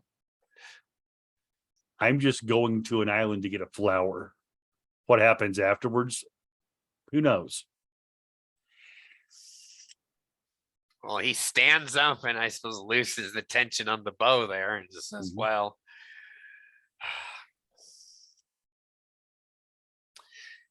3 shares of whatever loot that we have. We are simply wine merchants. The Rock, kill him. He dropped his bow. Oh, you bastard. Oh, wow. I'm a corsair. Oh. I'm hurt. I'm not happy. You fucking coward. Oh my God. I'll remember that. He's an assassin. I'm surprised he didn't already shoot. Well, it wasn't my turn to shoot. I know. Go for it. All right. I was waiting for him to say it was my turn. Yeah, I was gonna kill the son of a bitch. All right, fine. 24 to hit. All right. I guess so. I guess we're doing this. Yeah. God damn. Oh god damn. Oh Okay. god damn. He's not God wearing damn it. armor, so just fucking roll damage. Did you pin It's him to the... exploded 4 times. Okay, he's done. Yeah, it's just yeah. He has 9 vitality. So I was like, fucking stop it. Where was that earlier? Okay. And with that, congratulations, gentlemen. You are the owners of I suppose a trading cog. Yeah. All right. And It with is getting that, a we bit will late. call for closing soliloquies here. Well, Ben, if you'd Ben is, through the pain in his arm and his head, actually is when he first came down the ladder, he actually was originally thinking, maybe I can talk to these guys. These people are on hard times. Maybe if I help them get a crew, I could hire them. This is the kind of people I've been looking for. But when an axe came hurling down the gangway without even a thought, his vision went red. His vision went red, and he was happy that Thorak had dispatched the one fellow, and he saw the captain was drunk and not willing to talk. So he knew he was gone, and he was fairly sure that a person who was there, who just saw 2 friends of his, even if he were to put his weapons down and work with us, will be looking for a way to put a blade in our back. Thus, he had to go. All that I had to do was get him to lower his weapon. So his thoughts as he walks forward and picks up the captain's khopesh and goes over and looks at the books is, there's a pilot for hire in town. He actually say that out loud. And then he's going to sit down in the chair and breathe a deep sigh of relief for not being dead. That is exactly what's going through his head at the moment. Short and sweet tonight. I like it. Tarak, amidst the bloodshed in this rather poorly lit cabin. There's not a lot going on down here. What do we see? It was fun though. It was fun. Horrible, horrible lighting. You know, adverse odds. Almost dying. It's great. It's fun. It's a great time. Normally, Tarak would go stab the bodies just because making sure they're dead and loot the bodies, but actually, especially seeing both the cut on Ben's head as well as the axe sticking out of his arm, he's actually going to take one of his poultices and try to get Ben at least stabilized a little bit more, because I'm assuming that axe wound is probably bleeding pretty freely right now. It's pretty deep. Yeah. So he doesn't know if he can completely do anything considering the environment at the moment, but it's at least so, Ben, the new captain, doesn't bleed out on him. As soon as he does that, though, he will go and get his daggers back, gets Ben daggers back, and go about looting the bodies that are there. And then, honestly, he probably would try to take stock of what's down there. See what else they can maybe go find that blue-robed merchant into buying from them. Since he wanted to establish a trading agreement with the Thoranean here. So with that, Tarak, once again, kind of like the fight at the Gorgon camp, is kind of a little jittery from the adrenaline rush. It never really gets old. But he is happy that him and Ben are alive and happy that they're one step closer to getting this bedamned quest done. All right, beautifully stated. And with that, we will, with the guttering light of the oil lamp here, the stage curtains will slowly close and will fade to black as the pitch and the sea, the pitch of the ship and the tide slowly fades off into black, and we will be back in a couple weeks for session 3 of 1001 Thoranean Nights in a Sha'ir's poem. Thank you, everybody. We'll be back later. Good night.